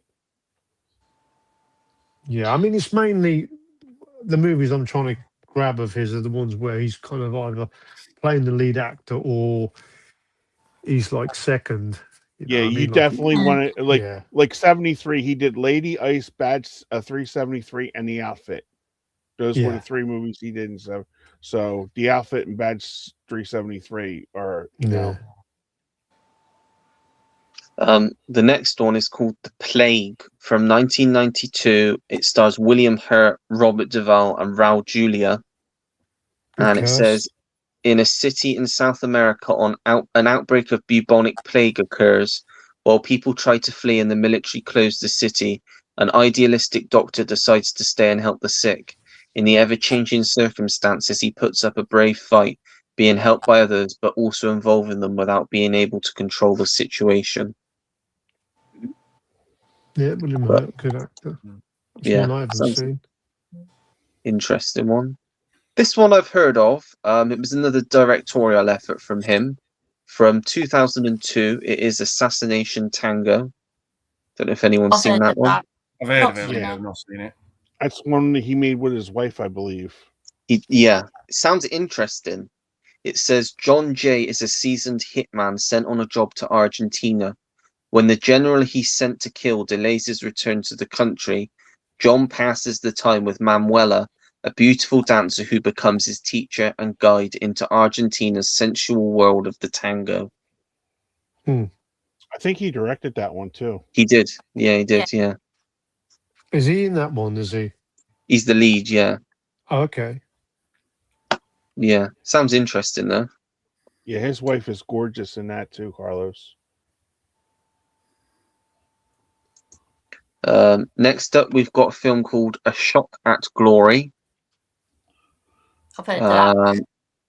which I believe he actually came to England, and there's footage of him speaking on a sports show whilst he was making the film.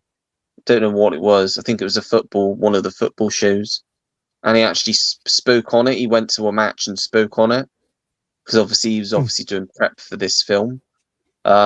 It's got Robert Duvall, Michael Keaton, everyone's favourite Scotsman, Brian Cox. Those are the only names that I'm recognising. It I've says heard of this one. I haven't the seen this one. irascible, it says the irascible manager of a lower division Scottish football side must contend with problems often on the field when his team's impatient American owner demands they win the Scottish Cup or else be relocated to Ireland, while also dealing with the forced arrival of a new star striker who happens to be his estranged son-in-law, whom he blames for the breakdown of his relationship with his daughter. Sounds good. I've interesting. never seen it. Yeah. Is he in this one? Oh, his name's not. Oh, I'm just getting that one. I didn't think he's really. Next one is a film called 7 Days in Utopia.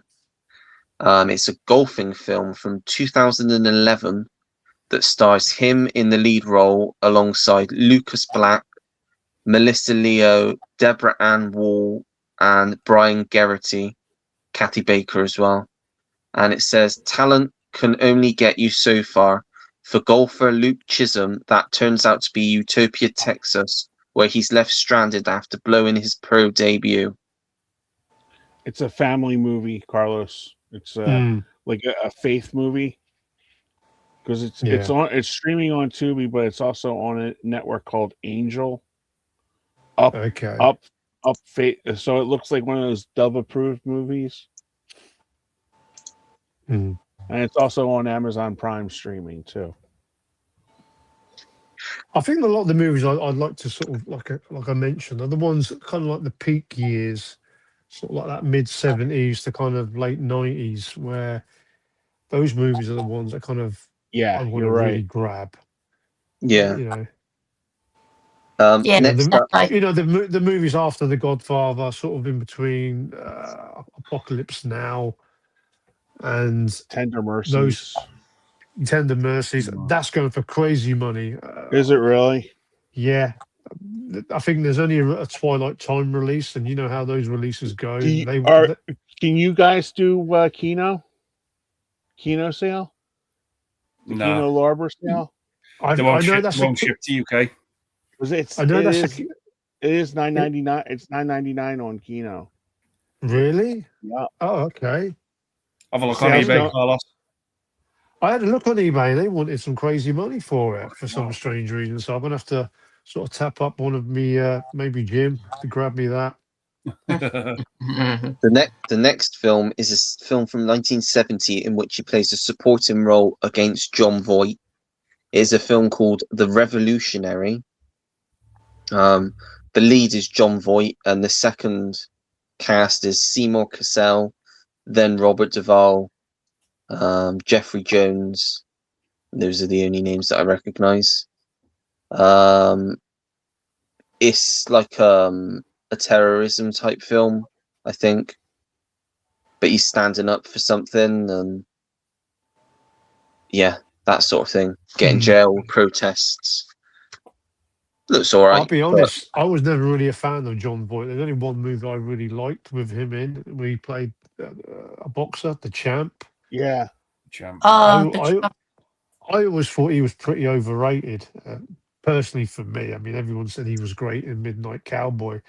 That wasn't a movie that I was like mad for. I quite enjoyed the Odessa File when I watched that. Sorry? The Odessa File. I thought that was good. Yeah. I've got one that's got Carlos's name written all over it if he's not seen it. It is a newer one, but he did also direct this one. I think it was the last film he directed in 2015. It's a Western called Wild Horses. Have you seen that one? Yeah. That's a good one. I saw that one just before coming on, and I thought, how have I not seen this movie. Yeah. Looks good. James Franco, Josh Hartnett. I think they must play sons or something. Mm. Looks really good though. It's Sounds like a interesting. cold case sort neo-western, I think. Mm. As Nice. an watch list.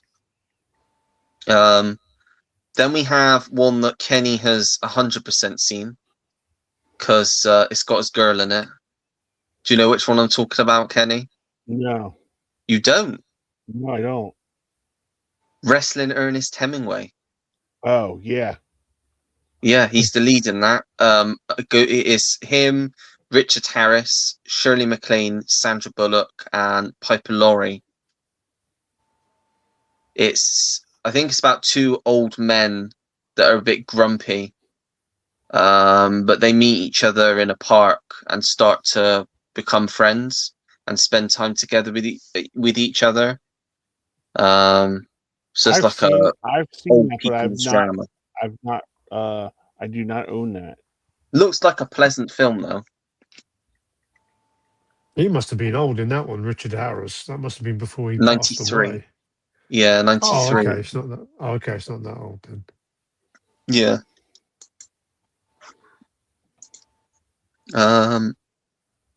We then have one that Billy Bob Thornton directed called Jane Mansfield's Car. Got a good cast: Kevin Bacon, Tippi Hedren, Ray Stevenson, John Hurt, Robert Duvall, Billy Bob Thornton, Francis O'Connor, and Robert Patrick. Oh wow, yeah, great cast. It says Alabama 1969, the death of a clan's estranged wife and mother brings together two very different families. The scars of the past hide differences that will either tear them apart or expose truths that could lead to an unexpected collision. So that's another one that is probably lesser known. I don't know if anyone's seen that one. He's made No. a shitload. He's made a shitload of movies. See what I mean? It's like it's only Yeah, like yeah. the real. It's only like the big blockbuster ones that we know about, and Yeah. that's why I always say for me to get hold of some of these movies, I might probably check them out online. But you know, I will try to target some of the, like I said, the early 70s to the 90s. After getting these, which were pretty expensive, and these came from the US. Like I say, because you can't get them in the UK. But like I say, you know, he's done so many performances, and Mm. kind of like one of them actors, a bit like Denzel Washington. Even if the film was piss poor, you know who's going to be the best thing in it, or Gene Hackman. Yeah, If the movie's not that great, you know he's going to be bringing his A game. He's not going to blag his way through the movie. He's going to put in a really decent performance. That's why I always like him. And I feel bad Got not seeing actors. some of his other movies. You know, some of those ones that you mentioned. A lot of them got pretty good casts, and I sort of think, well, why have I not seen those movies? You know, because it's such a big career. It's going to be hard to track some of these down. We got, like you said, Badge 373 is the next one that comes up Hmm. from That's the 1973. That's the one I recommended. Yeah. And then we've got another 90s one. Again, starring with James Earl Jones. It's a film called A Family Thing. It's a drama of some sorts, I believe. I'm just trying to see if there's anyone else in it. No. I'm just trying to. Yeah, it's a drama by the looks of things. I don't really know what it's about.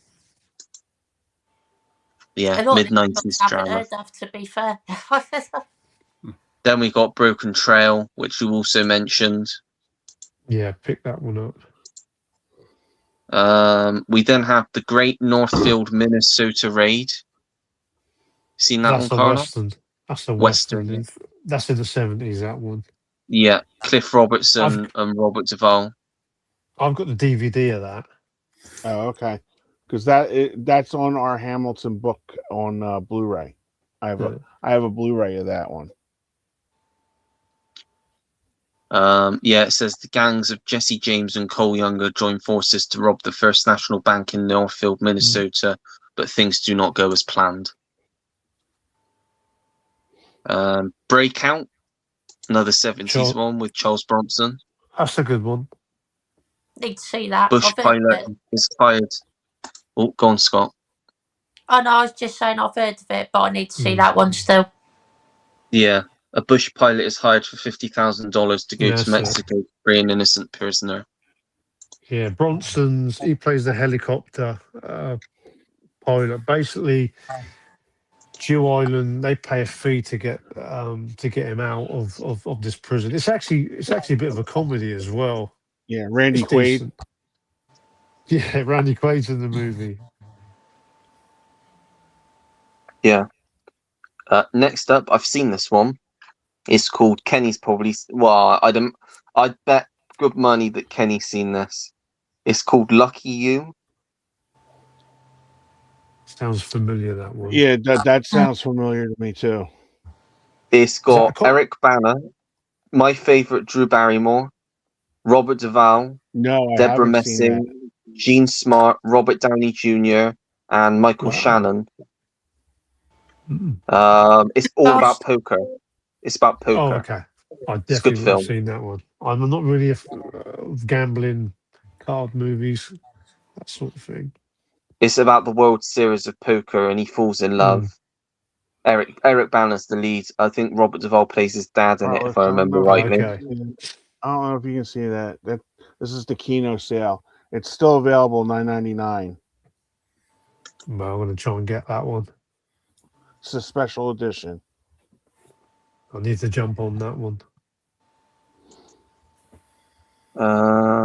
Next up, one in which he co-stars with James Caan, a film from the 60s before The Godfather, called Countdown, which is a Robert Altman film, I have seen that one. a space film. It says, desperate to land a man on the moon before Russia does, NASA hastily preps a would-be spaceman for a mission that Wow. would leave him alone in a lunar shelter for a year. Definitely not seen that one. No. 67 that came out. It's James Is it- Caan, Joanna Moore, and Robert Duvall. Oh, okay. I thought you was going to say Killer Elite because he does a movie in the 70s with James That's Caan when they play. yeah, as well, yeah. They play a Which couple of they remade. mercenaries. Yeah. Yeah. Next up, didn't know he did that.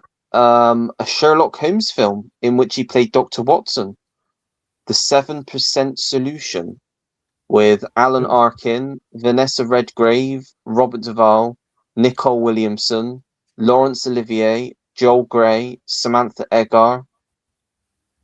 Another great cast. Mhm. Yeah. And it's a Sherlock Holmes story. It's something to do with Sigmund Freud as well. But he plays Dr. Watson in that, and Alan Arkin plays Sigmund Freud. Nicole Williamson plays Sherlock Holmes in that one. 1976, that one came out. Mhm. One I actually saw at the cinema, which was a decent film. One of his last films, though. 12 Mighty Orphans. I don't know if anyone's seen that one. No. It's based on a true story. It says, haunted by his mysterious past, a devoted high school football coach leads a scrawny team of orphans to the state championship during the Great Depression and inspires a broken nation along the way. I gave it 4 stars. It's got Luke Wilson, Wayne Knight, Martin Sheen, and Robert Duvall, but he's only got a small role in it because it was Okay. getting towards the end of his career, and he didn't do much towards the end. Small More of a roles. cameo. Yeah, very small role. Then we got Gods and Generals. Good movie. Anyone seen that one? Yeah. No. It's a war movie. It's from the Civil War movie, Carlos. It's Stephen Lang, Jeff Daniels, Robert Duvall, C. Thomas Howell. Good cast. Yeah, Okay. and like Kenny said, Civil War. It was It's about the basically Civil War. a kind of like a carryover from Gettysburg. Mm. Movie Gettysburg. It's the sequel, yeah, I think.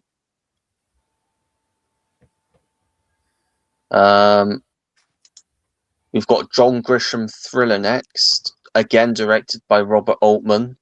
But the lead in this is Kenneth Branagh. It's called The Gingerbread Man. Heard of It's that got one. Kenneth Branagh, Beth Davids, Robert Downey Jr., Daryl Hannah, Tom Berenger, Famke Jensen, Robert I'm sure Duvall. I've seen. I'm sure I've seen that one. Yeah, that's available on DVD. 1998. Yeah, the gingerbread. Yeah, The a gingerbread man is successful called. Savannah. Yeah. It says a successful Savannah defense attorney gets romantically involved with a sexy, mysterious waitress troubled by psychopaths and dark family secrets. Jodie watched it and she gave it 3.5. So, yeah, sounds like an interesting one. Yeah, I think that's one of his more famous ones, that one, because I've heard of that as well, definitely. Apparently, he had a role in the Frank Sinatra film The Detective. Early role that would have been. That would have been 60s, late 60s. 68, yeah, 68. Yeah, But like I said, that's a Sinatra film, detective that's film. That's actually a good movie because that was kind of like they wanted him to be Die Hard. kind of like Dirty Harry because it came out at the time when The Bullet came out. That late 60s. They did because he was supposed to be in Die Hard, wasn't he? Dirty Harry Originally. No, Die Hard. Frank Really? Sinatra. Yeah, that was Frank Sinatra. Yeah. Because he was in, I think he was in a movie before, which was Die Hard was the sequel to it. So they had to offer Frank Sinatra the role first. It's this. I'm sure it's this. Oh, okay. I'm sure it's this film. Yeah. I'm sure it's this film, The Detective. I think so, yeah, because it was a sequel. The book was a sequel to the book that Die Hard's based on. Oh, okay. So they had to legally offer the role to Frank Sinatra, but he turned it down. And that's He was too old, I think. Yeah, bloody hell. Yeah. Detective's actually a good cop movie. I enjoyed that one. Yeah. Next up, we have Rambling Rose.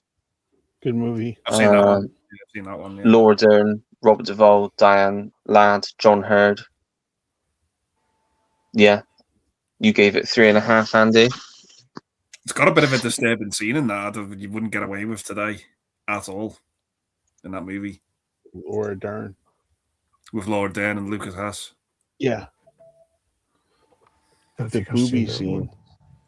Boobies. We'll try and fly through these because there's still quite a lot to go through. So we're going to go quick fire now because we want to wrap it up. Should we just do the thumbs up thing? Just pick out some of his bigger hits. We should just do the thumbs up thing, like we did for Second line. Yeah, because there's so much. I didn't realize. I didn't realize you was going to do this. I thought it was just going to be me mentioning. We go through everything.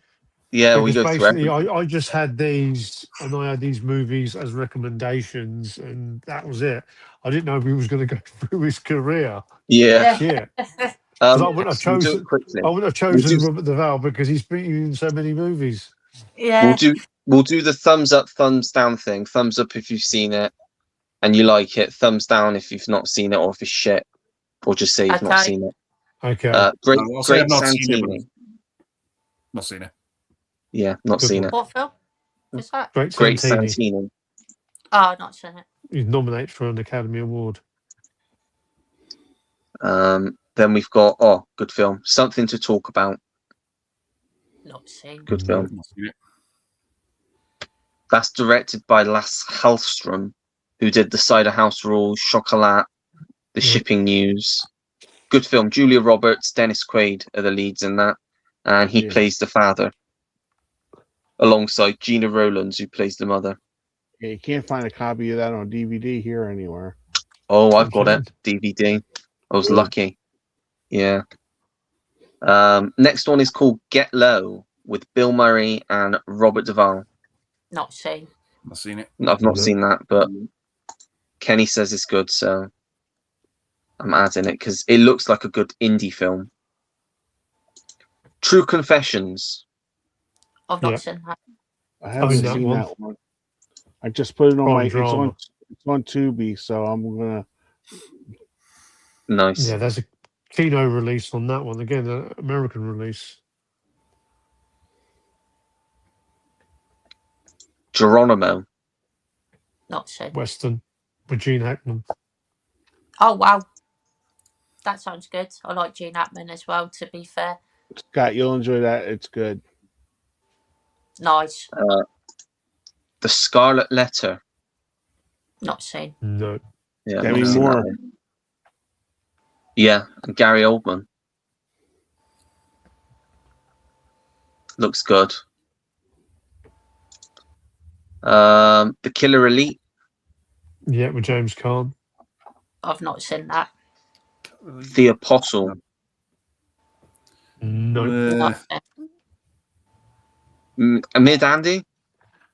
No, sorry, I'm getting it confused with Pollock, the Apostle. Yeah, it's okay. It's okay. Yeah, that's the one where he goes on the run, doesn't he? From I think so. Yeah. And yeah, I thought he should have won the Oscar that year for the Apostle. I thought he was that good. Yeah. yeah. The Eagle Has Landed. Yeah, war movie with Michael Caine. Joe Kidd. Yeah. Not a great one. A Civil Action. No. No, not seen that. Very good film. Very good film with John Travolta. Bit like Erin Brockovich. Okay. Ah, That sort of premise. And he's in it The a lot Paper. too, Carlos. The Paper. Paper's good. Yeah, I Yeah. like Michael Paper. Keaton. One I Glenn never saw. Close. Never got Randy never Quaid's saw in that one as well, isn't he? You Yep. can get that. You can get that very readily here in America, Carlos, on Blu-ray. It's Mill Creek, isn't it? Yeah, it's a Mill Creek. Yeah. Yeah, they're Okay. region free. Marissa Tomei's in it as well. That's right, yeah. Prime Marissa too. 94. Prime Marissa. Yeah, Yeah. Lonesome Dove. I've seen. Picked up recently. Yeah, I've not seen it. The Miniseries. not seen. That's one I've been trying to get. That's going for crazy money on the DVD. What is it? The Outfit. Oh yeah.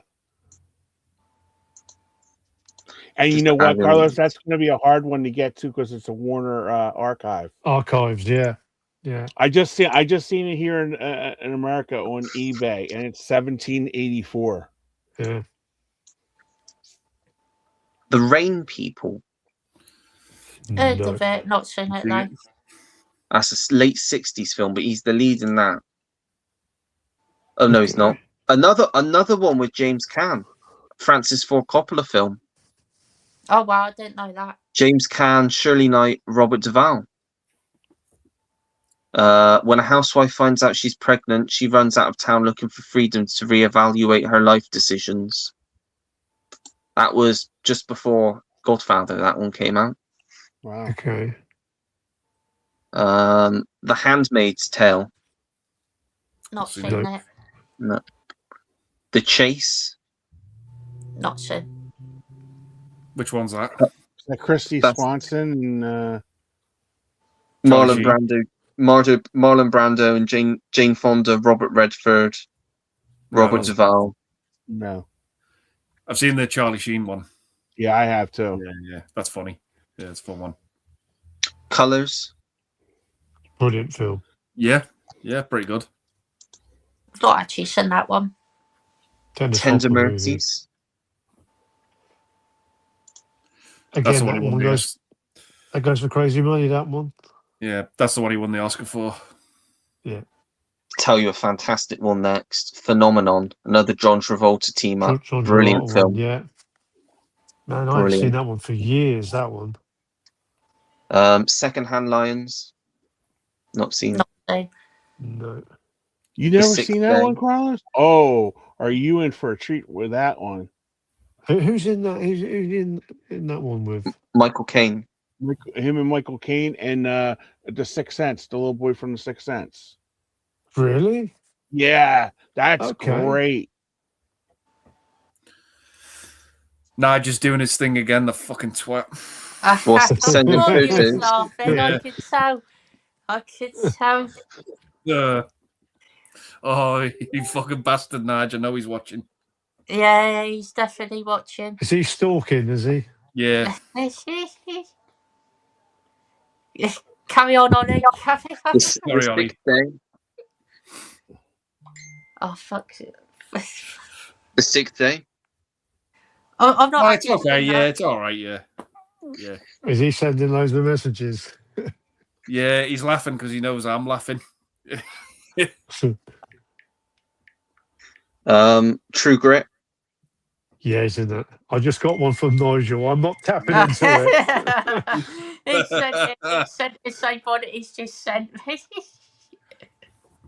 So it's all right. I'm safe. Yeah, he's I in looked, True I'm Grit. safe. Yeah, he's in True Grit. Yeah. Obviously, it's a great movie, classic movie.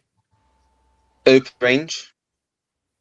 Yeah, classic, great film. Very good. Unbelievable movie. Crazy Heart.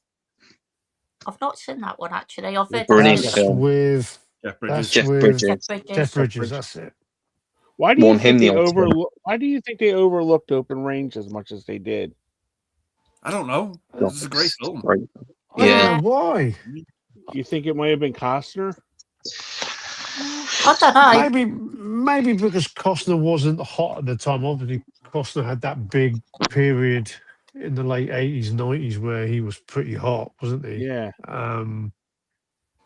But I mean, with that cast, I mean, come on. I mean, you got Annette Bening, Kevin Costner, Robert Duvall. I mean, actually, I knew the Western was being made. And somebody actually gave me a copy and they said, Carlos, you've got to check this movie out. You've not seen Open Range. And I said, I've heard of it. But at that time, they weren't really making that. They weren't making that many good Westerns. And when I watched it, I was blown away with it. I'm not quite sure what Nigel's just sent me. It's Oh, fuck's sake. it's not as bad as what he has sent in the past. No, that is true. That's true. I've seen worse. He should come on and say hello to Carlos instead of sending him naughty stuff. We could get him on. Jim's disappeared. I don't know what's happened to Jim. Kick Jim off. Yeah, if we kick Jim off. Nigel, if you're watching, join. Come on in, Nigel. I haven't given you a hug Jim's yet. gone. Jim's literally He's probably occupied. Yeah. He's probably watching a Sandra Bullock movie. Yeah. That would not be right. Oh, he's actually gone now. Yeah. Do you want me to send Nigel the link? Yeah, go for it. All right. I will be coming off after the 3-hour mark because yeah. Well, we've gone 3 hours. He's messaged me saying he's messaged me saying send him the link, so I'll forward it to him. Hang on. The Natural. Yeah, I won't be on for With too Robert much longer Redford. myself. That's a good movie. Natural's really good. Yeah, I enjoyed that. Great. Yeah. Kicking and Screaming. Oh my God, that's the Will Ferrell movie, right? Yeah. Plays the dad. Yeah, I'm not seen it. It's funny. We Own the Night. Good movie. I'm not good film. Yeah. Good cop thriller, that one. Yeah. Newsies. I don't even remember. Yeah, it's all right. It's okay. It's okay. Sling Blade. No. I've heard that's really good. Great film. Great film. Very good. John Q. Good movie. Yeah, Denzel Washington. really good. Yeah. Great cast in that. Deep Impact. I like that. Yeah, I really enjoyed that. Yeah. Wasn't a fan of. THX 1138. Never saw it. Yeah, it's okay. No, that's good. Days of Thunder. Yeah, It's good in fun that. film. No,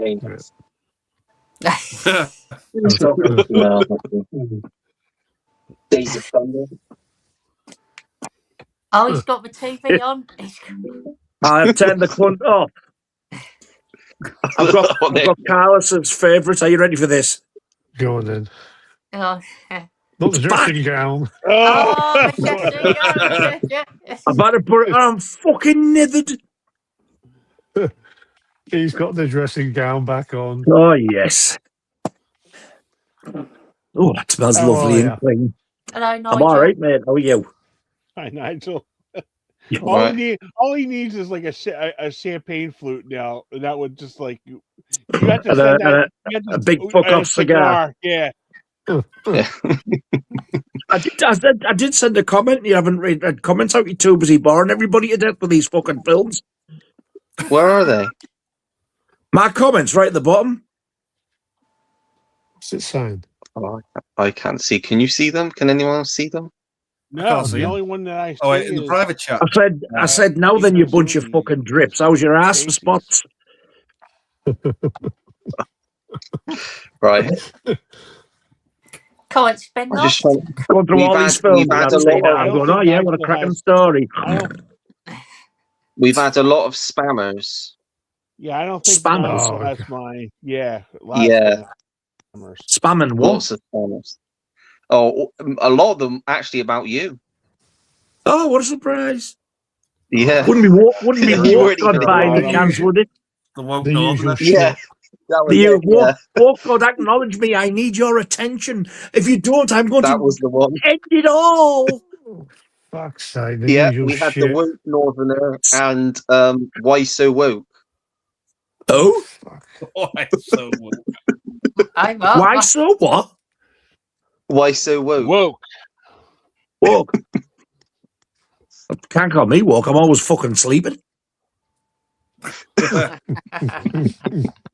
Acknowledge me, for I fucking get depressed. Acknowledge me, walk God. They want some Fuck off attention, and die, do you they? daft cunt. They do, Carlos. You're Oh. right. They would do want your attention. Yeah. If it's who I block- think you are, you need to go and wipe your mum's fanny. She's pissed herself.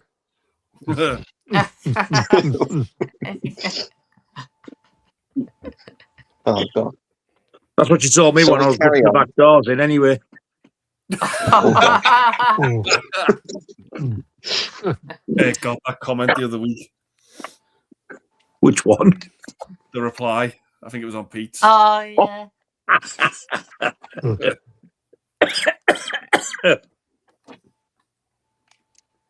Shall we I carry tell on? you what, if they're still there, if they want to come on, send them the link. They can come on. yeah, let Full them house. expose Yeah. them. Oh, that's true. Yeah, Full House. Yeah. Yeah. That's what we think of Well, them. Yeah. yes. They Days could of come on Thunder. Anyway, Yeah, Days of Thunder Yeah. is okay. Good one. I like Days of Thunder. Yeah. Days of Funda. Funda. Thunder, yeah. I'm not watching that shite. Fucking boy races and shit. You ads, you like fucking old men. What about the judge? The judge? Oh, I've not seen that. No. Oh, that's That's a what good Big one, Daddy Carlos. did, You have to isn't it? pick that one up if you can find it. Never even fucking Yeah. heard. Great performance between him and He got Downey. nominated for an Oscar. I did send you the picture as well, Kenny. I haven't left you out. Really? I didn't. Yeah. I don't think I have your name. It's a good picture. Your phone number. It's on Messenger. Oh, okay. Okay, I'll Kenny will like check it that. out later. I was waiting to see the reaction. Oh, no, I'm waiting to see Yeah. it. It's just, I didn't want to tap into it.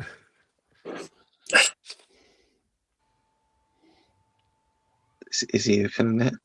It's just quite a mild one, really, to be fair. Mm. Yeah. From what I've seen before, yeah. But what I've normally said, yeah, you got to like this. okay, I got it now.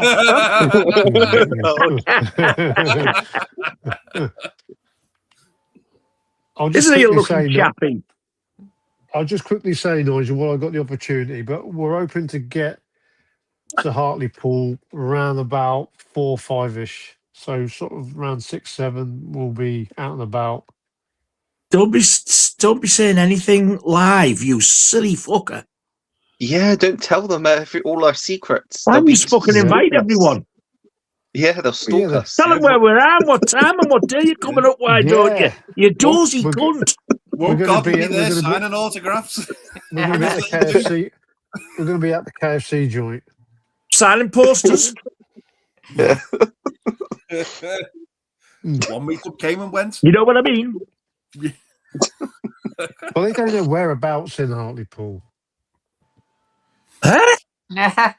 They don't know whereabouts. No, they ain't got a clue, mate. They It's ain't hardly a fucking massive town, let's be honest. We're, Well, it's not we're big, sleeping no, on the but- beach. Imagine him. Can you We're imagine him sleeping on driving the around? beach. Some cunt turns up with a Walk God t-shirt on, it's your fault. Also, I'm pretty sure they Walk can't be God, asked. acknowledge me. When you have a meeting, I expect you to invite me. I'm sure they could be asked to make a trip either, to be fair. Well, depending Yeah. on how close they are, I suppose. If any of the walkies turned up, we'd just like go to another town Yeah. Yeah. after running them over. Cunts. Indeed. I'll tell everyone the exact train I'm getting, so they can join me on the train. Oh, fuck me, are you coming up? Me, yeah, I'm coming with Carlos and Scott. I'm fucking glad Sam's not, because I couldn't bear you two together. Oh, I'd have to I pick know, one up I and the feel other bad. come with. He's coming down just to see me, especially for my birthday. He's not, Yeah. because he's at a christening, so you are talking Oh, not- shit. No. For me, Oh, My to birthday. your way? Going down your way? yeah, next month. Fuck me, I don't think he's ever gone that far in his Todd. No, I don't think he has either.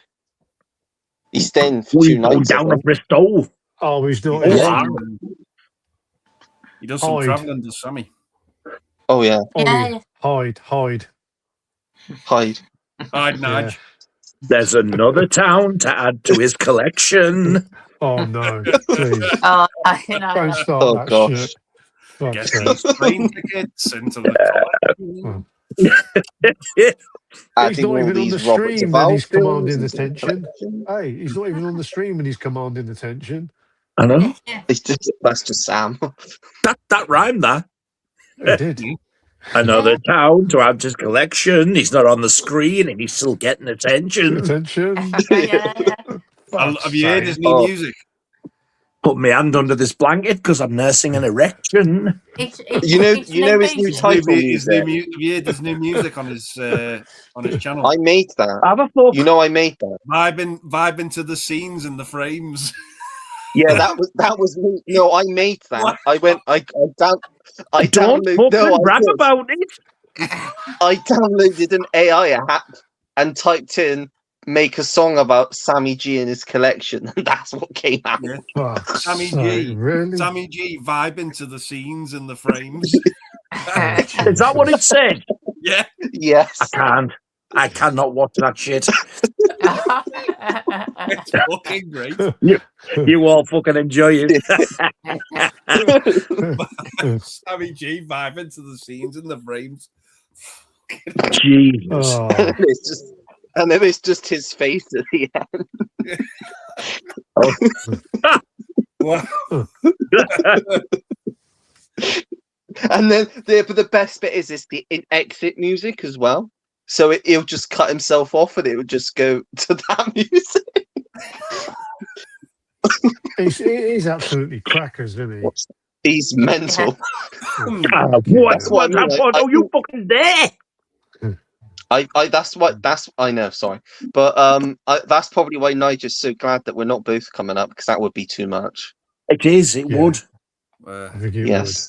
It would be like having like fucking 10 normal people on speed. would. Yeah. We I just don't react against each other. That's the problem. Like Yeah. Sam will start Like and a that'll fucking start nuclear reaction. Yeah. I think Nigel's patience will be tested severely. Yeah. I'd probably last Yeah. 2 minutes and I'd say, fuck this, I'm going home. Yeah. Oh God. God. Laura said she might be well enough. I said, well, they won't be coming till Friday. She said, well, what happens on Friday night? I went, what do you fucking think happens? Weatherspoons. Carlos was there. No, we're not going. We're not going there. Carlos He's was going to his local. I could Well, hang out first at we that got- local all day just talking movies. It was fucking brilliant. Yeah, Mm. I think we've got to make sure that this time that Scott actually brings up some trousers. No, God. Bob, bring up And yeah, jeans. you can't walk in a pub with jeans. your fucking cock hanging out like you did last time. Full length trousers. You have to Gosh. buy some from the Asda from the next day if you don't let you in. Yeah. Got I'll them be- from the Asda to add to his collection. Oh, I'll be on the fuck's sake. Ribena. No, so I've got jeans, so I'll be allowed in. So Anyway, hopefully it might be a bit warmer by the time you come up in 3 weeks' time. He got denied 3 entry weeks. because of his pants selection.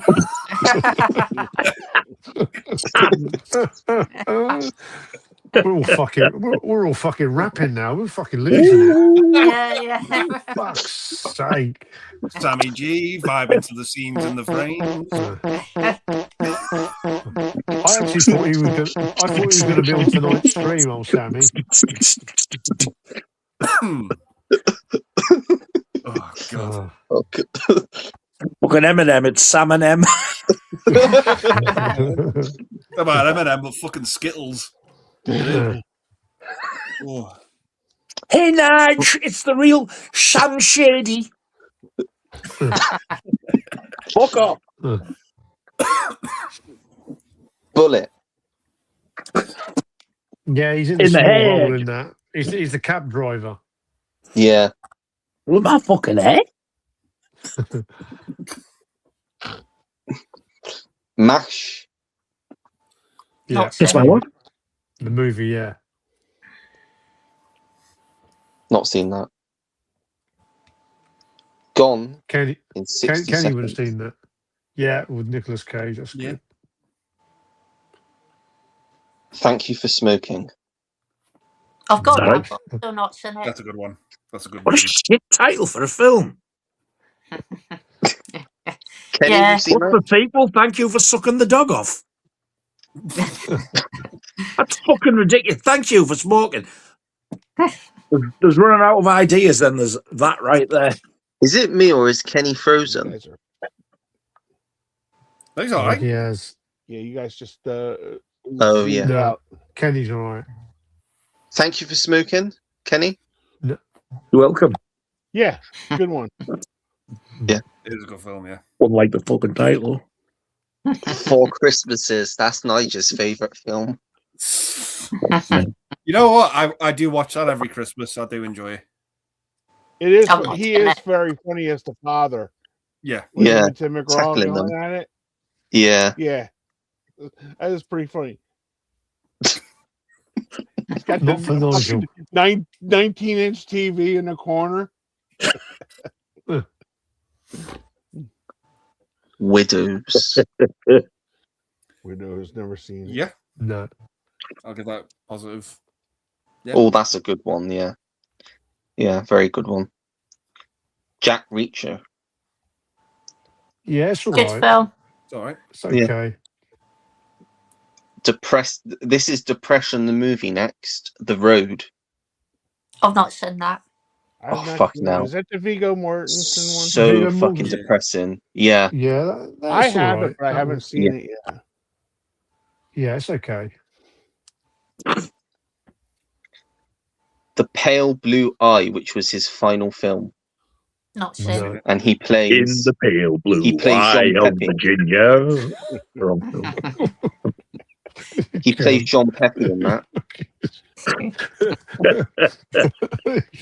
So, You like that one, didn't you, Falling Carlos? down. I do. I love that song, Laura Nardi. Yeah, and you can picture him on the top of the horse, like swaying, and then sing the song, Nigel. He's-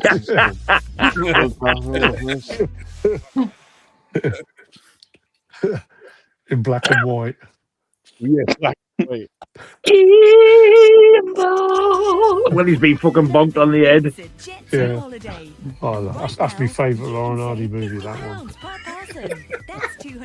Why can I eat a fucking holiday advert? Nothing beats a Jet 2 wank. To add to the collection. Oh, Don't fucking let me sounded excited there, didn't he? Yeah. oh, falling down. Yeah, Right. brilliant. Great film. So overrated. Really? The first one I hear, and I don't even rate it. Shit. Sorry, the first one I know, Wow. not the first one I hear. No, it's To Kill a No. Mockingbird.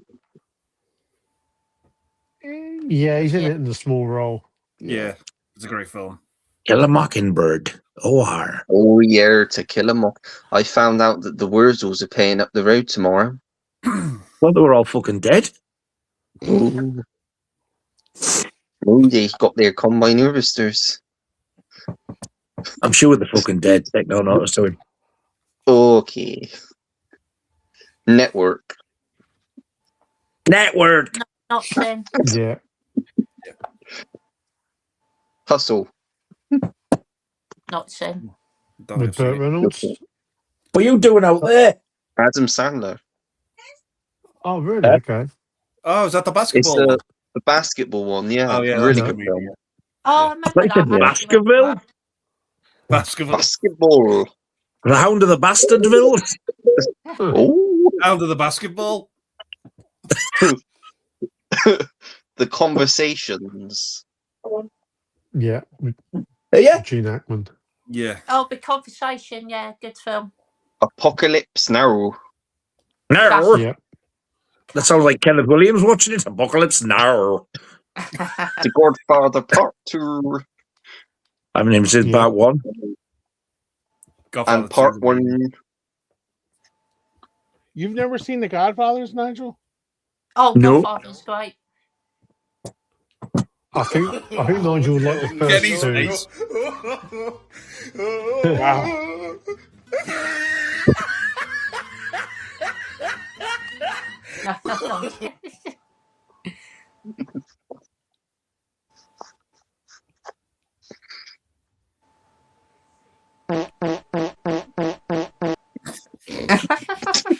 What the fuck is going on now? What the It's all good. He's turned into fucking Ryan, hasn't he? Do you suffer from a lack of a father figure? Do you have This clinical Yeah. depression? Have you ever accidentally broken your mom's favorite coffee cup, and when she found out you did it, she tied you to a bed and spanked you with a metal spatula? If you said yes to any of these things, I don't Is he still with care. us, Ollie, And to or keep is it he- Yeah, being, awkward no one cares. silence. Do you suffer from Yeah. You He's good, had Dolly? trouble. He's had trouble all night, hasn't he? Yeah. He's had a couple of days. Yeah, he's not. Yeah, Oh. he's gone. Ollie? Ollie. Yeah. I'm Ollie. Oh, he's on. Oh, he's still with us. Is I'm He Ollie. was never gone. Oh, He just No, played no, a Was no, fucking I, racket. he Did I just go wasn't somewhere? talking. No, I thought you was doing a Sammy. You was just going all silent on us. Yeah. No, Did I you was not hear here. the shit he just played? I was talking about The Godfather. Oh, hang on, I'll Did you try not hear me? Chinese. What do I do? I was talking about The Godfather. Yeah, we all went like that. I Yeah, said then you no. played a load of shit. Yeah, because Ollie Yeah, doesn't I was like talking about I don't like The Godfather or Godfather 2 or Apocalypse Now. Oh, okay, wow. Wow. I just thought they were slow. They were slow? That was slow. The way you said that slow. They're oh my goodness gracious. Never mind. Continue. Jim. Oh, Jim's back. Somebody else just fucked off there. Yes, Scott just fucked God. up. Scott, Weird. Oh, fuck this, I'm going to watch the fucking extended cut musical of Donald fucking Duck. chairs tonight. I think Scott went to go watch Godfather. Absolutely. There he Oh, is. he is. He is. He's back. He's with us. Indeed. Are you here? Are you sitting comfortably? There's an awkward silence going on this stream. It's for singing. It's killing it for me. It's for It's singing. a bunch of fucking weirdos who were on. He's killing it for me. I don't know what the fuck's going on. We're all here. Ollie, speak. Hello. Why have we all got a circle round us now? Yeah. That's how's that gone Yeah. like that? Yeah. I don't know. Ollie's he's had a couple of days up Devon, and he seems to be gone all rusty doing the presenting on this live stream. It's yeah. It's like he's playing beer pong now with us. He didn't wipe his ass properly, and that's gone all crusty. Trying to rhyme with rusty there. Husky.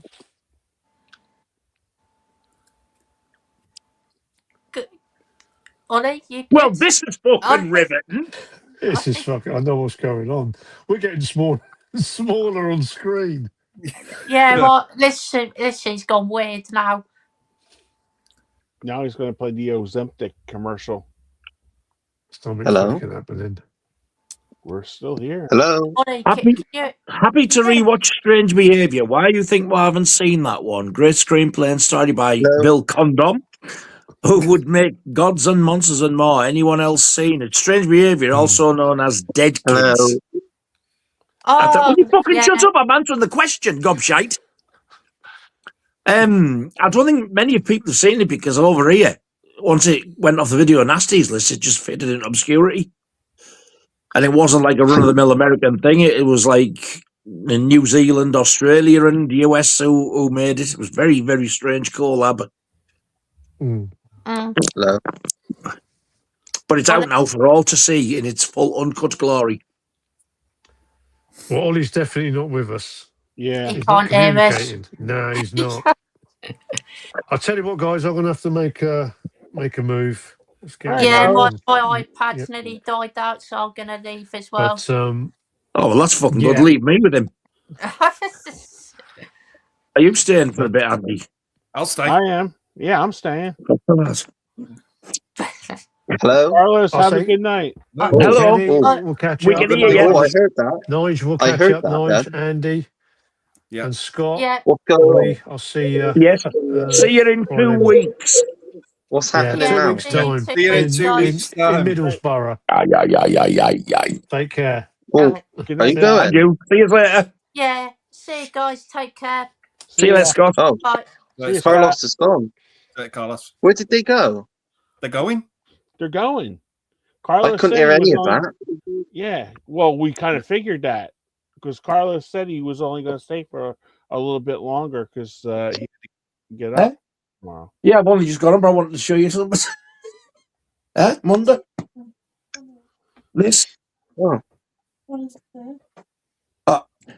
You can't even see, it's too fucking small. I'm also half blind, remember. It's your photo that I put on when I put on the screen. It's you doing bubbles.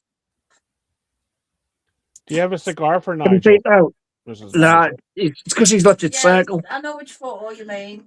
Thanks for that. The sexiest photo of me there is. Carry on. Was that Laura? Didn't she put countdown on the map? I'll slap him when I see him. Did you hear what he said? Is that Laura? Didn't she There put we go. countdown on the map? That's not what I thought you said. There we go. Right, watch this.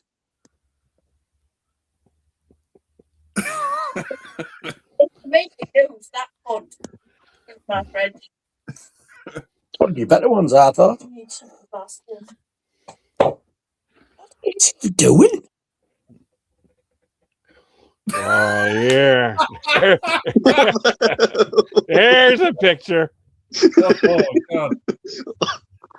Hello? What happened there? What the hell happened there? I have to make the screen smaller. That's giving me the shit.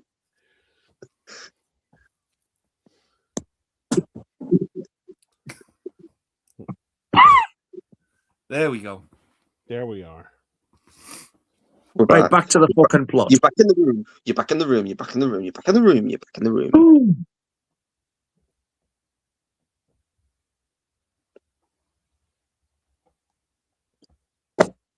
I'm trying to find comments to read. Alan. Hello, Alan. Hi, Alan. Bit poorly at home, guys, but been watching. I thought Hugh Hefner had risen from the dead when Nige popped up. Well, what can I say? Oh dear. Godfather 3 made a lot of mistakes by not having Duvall in it was the biggest one.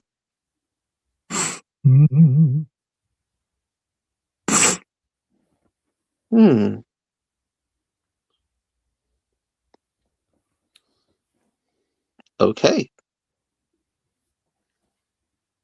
It looks like Michelle Pfeiffer's tits popping out. It is. Oh no, It it's is. it's the light on the dress. It just looks like it's good. It's the scene from Scarface. Just found out today that Paul Michael Glazer, the actor Dave Starsky directed The Running Man. Oh yeah. Wow. The more you know.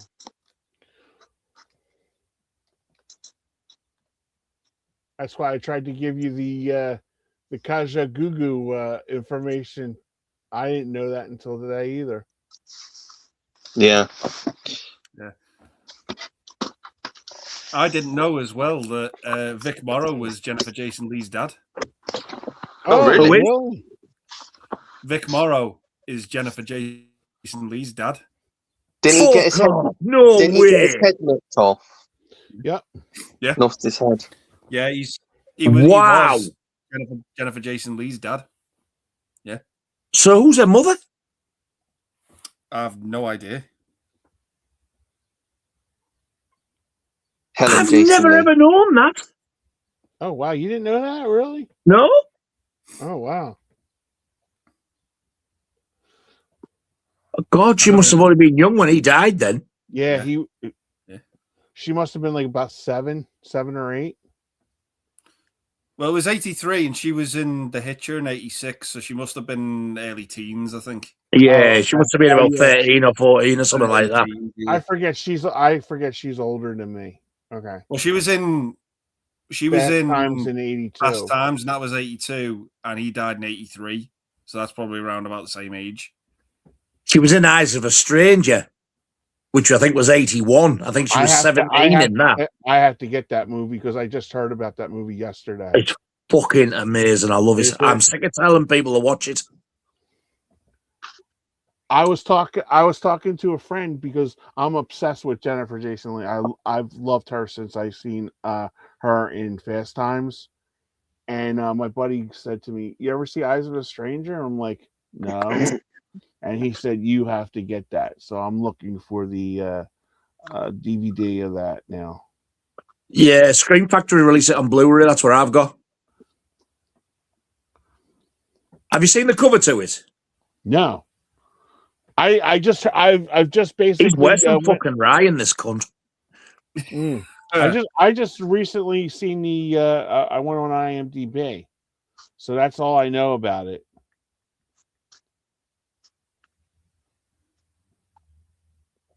I'll have a quick look, see if I can see it. I'll show you. Okay. Carry on. Carry on crawling. Which genre or style of movies would you consider yourself completionists in? None of them. Yeah, none. I don't think anyone could say that they've completely watched every film from a specific genre or style of film. Yeah, it's impossible. Yeah. And it's hard to collect, and it's difficult to collect because you're collecting. You think you're trying to do a good job by collecting like of this person, but then you get sidetracked and you just like lose it, and you just I am going to hang on for another 10 minutes or so, and then I'm going to call it a night because I want to try and start this American Pie film, but I know I'm not going to watch it all now because it's too late.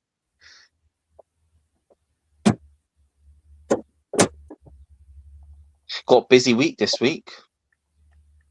Oh yeah, what are you up to?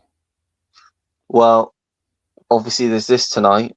Then I've got a break tomorrow, Wednesday, and then I'm doing a video with Andy on Thursday. Nice. And then we're off on Friday for our meetup. Ooh, that's not happening this weekend. It's not happening this weekend. Okay, now, does everybody want an invitation while we're on live? I think I want to back out of this. I've found this. I think Sam's bloody talked about it, and he's not even coming. Cool. How much did you pay for that, Nigel? Because there's one on eBay right now for 1949. That sounds about right. I think I paid about 15, 16 pounds for it, which is about $19, $20. It never ever came with a slip because it's not a collector's edition, but that's the disc as well. Oh, okay. Yeah, it's $14.99 plus $4.47 delivery. I'd get it. Yeah. I don't think it's going to be around much longer, to be honest. Would you like any special requests? Look how young she looks there. Mm. I think she's gorgeous. I used to think she was like. Shall we go call off the live so we can talk about the meetup that's not happening this weekend? Well, there's no point. Every cunt knows now, so you might as well just let them give them all the fucking details, and we'll crowd Hartlepool. Everybody will come up with guns and stuff. Oh, but I didn't say Hartlepool. That was bloody Carlos. Doesn't matter. We normally don't even give the fucking date away. No. Well. But when you get a bunch of gobshites who can't hold their own piss, a bit like yourself and Carlos. Yes. Yes, a bit like me. We normally keep it quiet until afterwards, but fucking no. Let it all down. Yes, it's this weekend. If you haven't gathered, if you want to come and stalk us, you might as fucking well. Yeah. On Tuesday, the 14th. Head for Carlos and him though. Me. I'll be in disguise, or I'll fucking run away. Unless what do you call him? Mr. Anonymous Walk wants to come up, then I won't be fucking running away. I want to meet the cunt. Yeah. Oh yes. Should be fun. That's on the gay as fuck. Yes. Would you like a request for me to sing to you whilst we're there? Absolutely fucking not. Okay, I won't then. I agree. I concur. Yeah. Not you either, Andy. I think you threw Carlos off when you started singing. Oh, what, me? Yeah. He probably didn't expect. He said before. He has said before, because obviously on the last live stream, because I spoke to him the day before for the first time. He called me and we had a chat. And when we finished the live stream, he said, "You are not what I expected at all." I'm like, yeah, everybody says that. You're not what I expected at all. I didn't expect to be this much of a cunt. Yeah, basically. He said, when you started singing, I just didn't expect it from you. I said, well, depends what mood I'm in. You'll have to dose me with something, so I'm just not. I'll borrow the neighbour's sledgehammer. No, just give me some sausage rolls. Don't do too much to your neighbour. They might call you an arsehole. I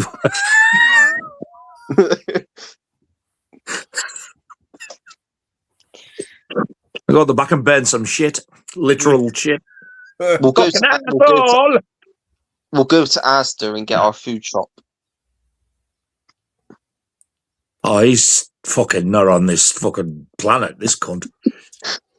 That's what Carlos said. We'll go to Asda. No, we'll do with the food shop. He's got to get a breakfast degree, cunt. Yeah. Oh. £7 for a sausage bomb. They tried to charge me. It was like, whoa, whoa, whoa. £7? Yeah. Have they made a mistake, I'm assuming? Yeah, they'd made a mistake, yeah. Yeah. She said, yeah, well, I want 2 for the mistake now, you silly slag. But what's the breakfast like there? How dare you? Is the breakfast all right, or is it better than Wetherspoons? Oh, the breakfast wrap in Wetherspoons is really nice. I'm hoping I can get down there one morning if I can get me fucking pit. Get myself out my pit. I need to know what these breakfasts are all about that you fuckers keep going on about. Yeah, because I'm leaving mine at 12. Well, no, sorry, I'm leaving mine as soon as I get up. On Saturday. So yeah, I'll probably get there. No, on Friday morning. Yeah, Friday. Oh, so you're going to be there on Friday as well? I'll be there Friday, yeah, but I can't. Okay. I won't be able to check into the hotel till 3 in the afternoon. Yeah, I don't think we're going to get there until about then. From what Carlos, my train don't get in until about 10 o'clock. So I'm fancy fucking discussing all this on a live stream. How stupid can you get? I know. But Carlos was the one that started it. Well, you were fucking thick enough to carry it on after he'd gone. I listened to the Sammy G vibe into the scenes and the frames for 5 hours. Oh, gosh. Blu-ray stacking on the shelves. Sammy G's having a good time vibing. Fucking wish I was. Actually, I think I've got it here. Play it. Keep the cunt. This is it. Yeah. Yes. This is his intro music. Oh my God, Sammy G in the zone. Oh my God. Steel case is shining, yeah, you know what to do. Another flick in his hand, yeah, it's coming back home. Shelf getting heavy, but the passion's full grown from classics to the wild. Can't look, I'm not embarrassed. Oh my God, director's cut. Oh, every memory got a name. He don't chase clout. He chased that art, cinema running deep. He chased that art. Press play, let the world fade out. I'd feel more comfortable going for condoms than a butt plug. Oh my God. Movies on repeat, yeah, he living that life. Great guy, big heart, yeah, he doing it right. Screen like glowing while the speakers bang. So we've had movies on repeat, movies stacked. And he's obsessed with his collections. Beat off key.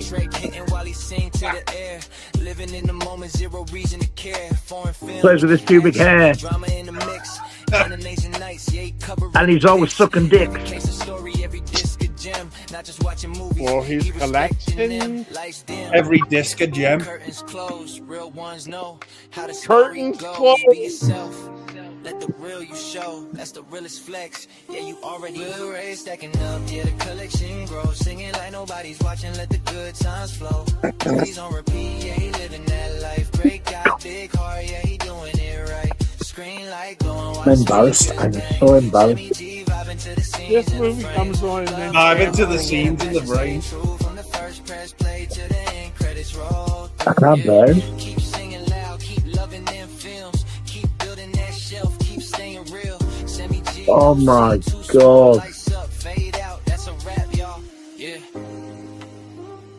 that is a wrap, y'all. That's a rap, y'all. Go and fuck your mum, y'all. Word to your Jesus mother. fucking Christ. That's on his intro of every video. That was absolutely unbearable. I was so embarrassed.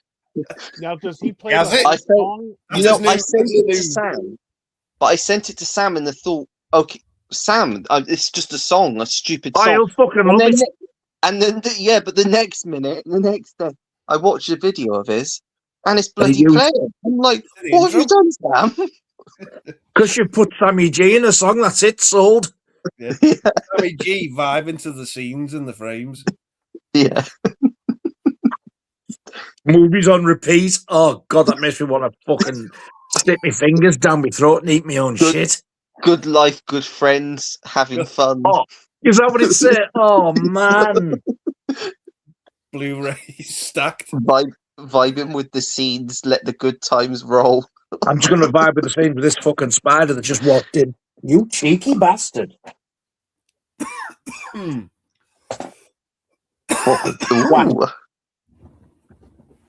God, that was fucking brilliant in all the wrong ways. That's the full. That's the extended. I'd rather watch the fucking ghastly ones. It was less embarrassing. What about this one? Oh no! This is the one I sent to Kenny. Yo, Kenny G, huh? Crooked little porch on the edge of town. My dog died. Where the coffee's strong and the talks run down. You do that, Andy. It's not as embarrassing because nobody can see you. You should piss yourself. Old Jim holds court like it's showtime. He says they don't make movies like they used to do. Oh my God. Too much flash, not enough truth. Too much pace, not enough food. Shakes his head at the world gone by. Like he's still watching. Then he goes face down in a hairy pie. Oh, crazy old Jim and his cinema sins. Swears the good guys always wore white back then. Says every remake's just a lie in disguise. I bet you've got no viewers now. 11. Fucking hell. I'd leave, boys and girls. It's not going to get any better now. Yeah. See what I mean? You asked me to come on and this happened. Oh, what's that? Last 78. Why is he sending photos? Lying bastard said he was going to bed. Who's sending photos? I need to have a look at this. Ripping tickets, sweeping up dreams. Oh! I tell you what, man, she's got some decent assets on him, like that. Every flaw, every frame you love, every. There you go, Nige. Don't mind the old flaps, but them tits are ridiculous. I know. They're quite nice, them. What are them? Fucking hit you on the edge, you'd get brain damage.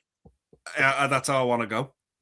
Nige, let's talk about something serious. Did you get this? I can't see what the fuck it is. Hard boiled. Fuck off. How'd you like your eggs, Nige? Hard boiled. Fried. That's a no. That's a no then. Fucking. Oh God, that film is so shit. Do you like this one though? Narc. I can't see because the time's gone right across the motherfucker. Narc. I've never heard of it. It's a good movie, Nigel. It's on Arrow. Is it short for like narcotics? Yes. Yeah. It's Ray Liotta and Jason Patrick. Oh, narcissist. Jason Patrick's like a new cop and stuff, and Liotta's like a cop on a take and stuff like that. So it's a really, really good movie. Ray Liotta, and who's the other one? Jason Patrick. Oh. From Speed 2 and Lost Boys. And Sleepers. Yes. You know, good film. if you guys can find this one, I highly recommend it too. It's called Lantana. It's from 2001. I've heard of that. Anthony LaPaglia. I gave that, like, that was my favorite movie of 2001. I thought that movie was so fucking good.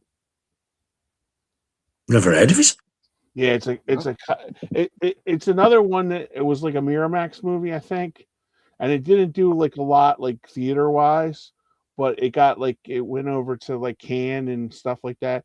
And I had seen a secret screening. That's when I had like I went to the movies a lot. Went to see that, totally blown away by it. Nice. But it's only out on DVD. Can't get it on Blu-ray. I wonder if that's because of the old Weinstein carry-on. It might be, but that was even before even the Me Too stuff. It was only available on DVD. The fucking stuff that they've held back and they won't release it past DVD is ridiculous. We are going to have to call it a night now. I think so. We're pushing nearly 4 hours. Yeah, we're up to 4 hours. And I need We'll to have to go and listen to that song again on repeat. Yep.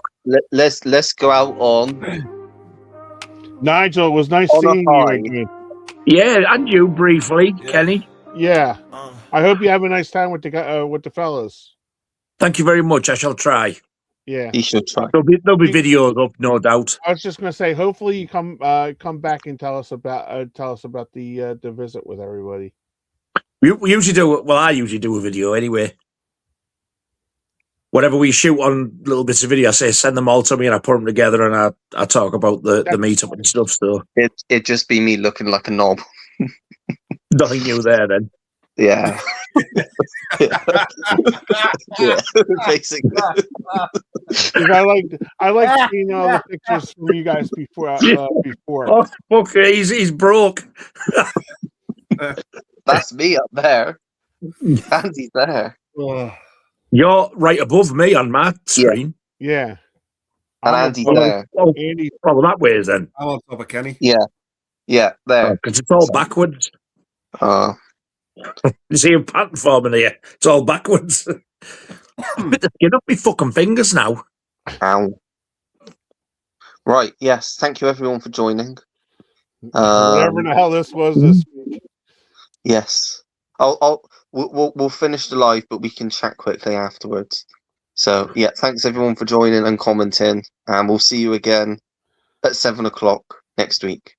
Bye. On the morning. Yes. In the morning. 7 a.m. Yeah. 7 a.m.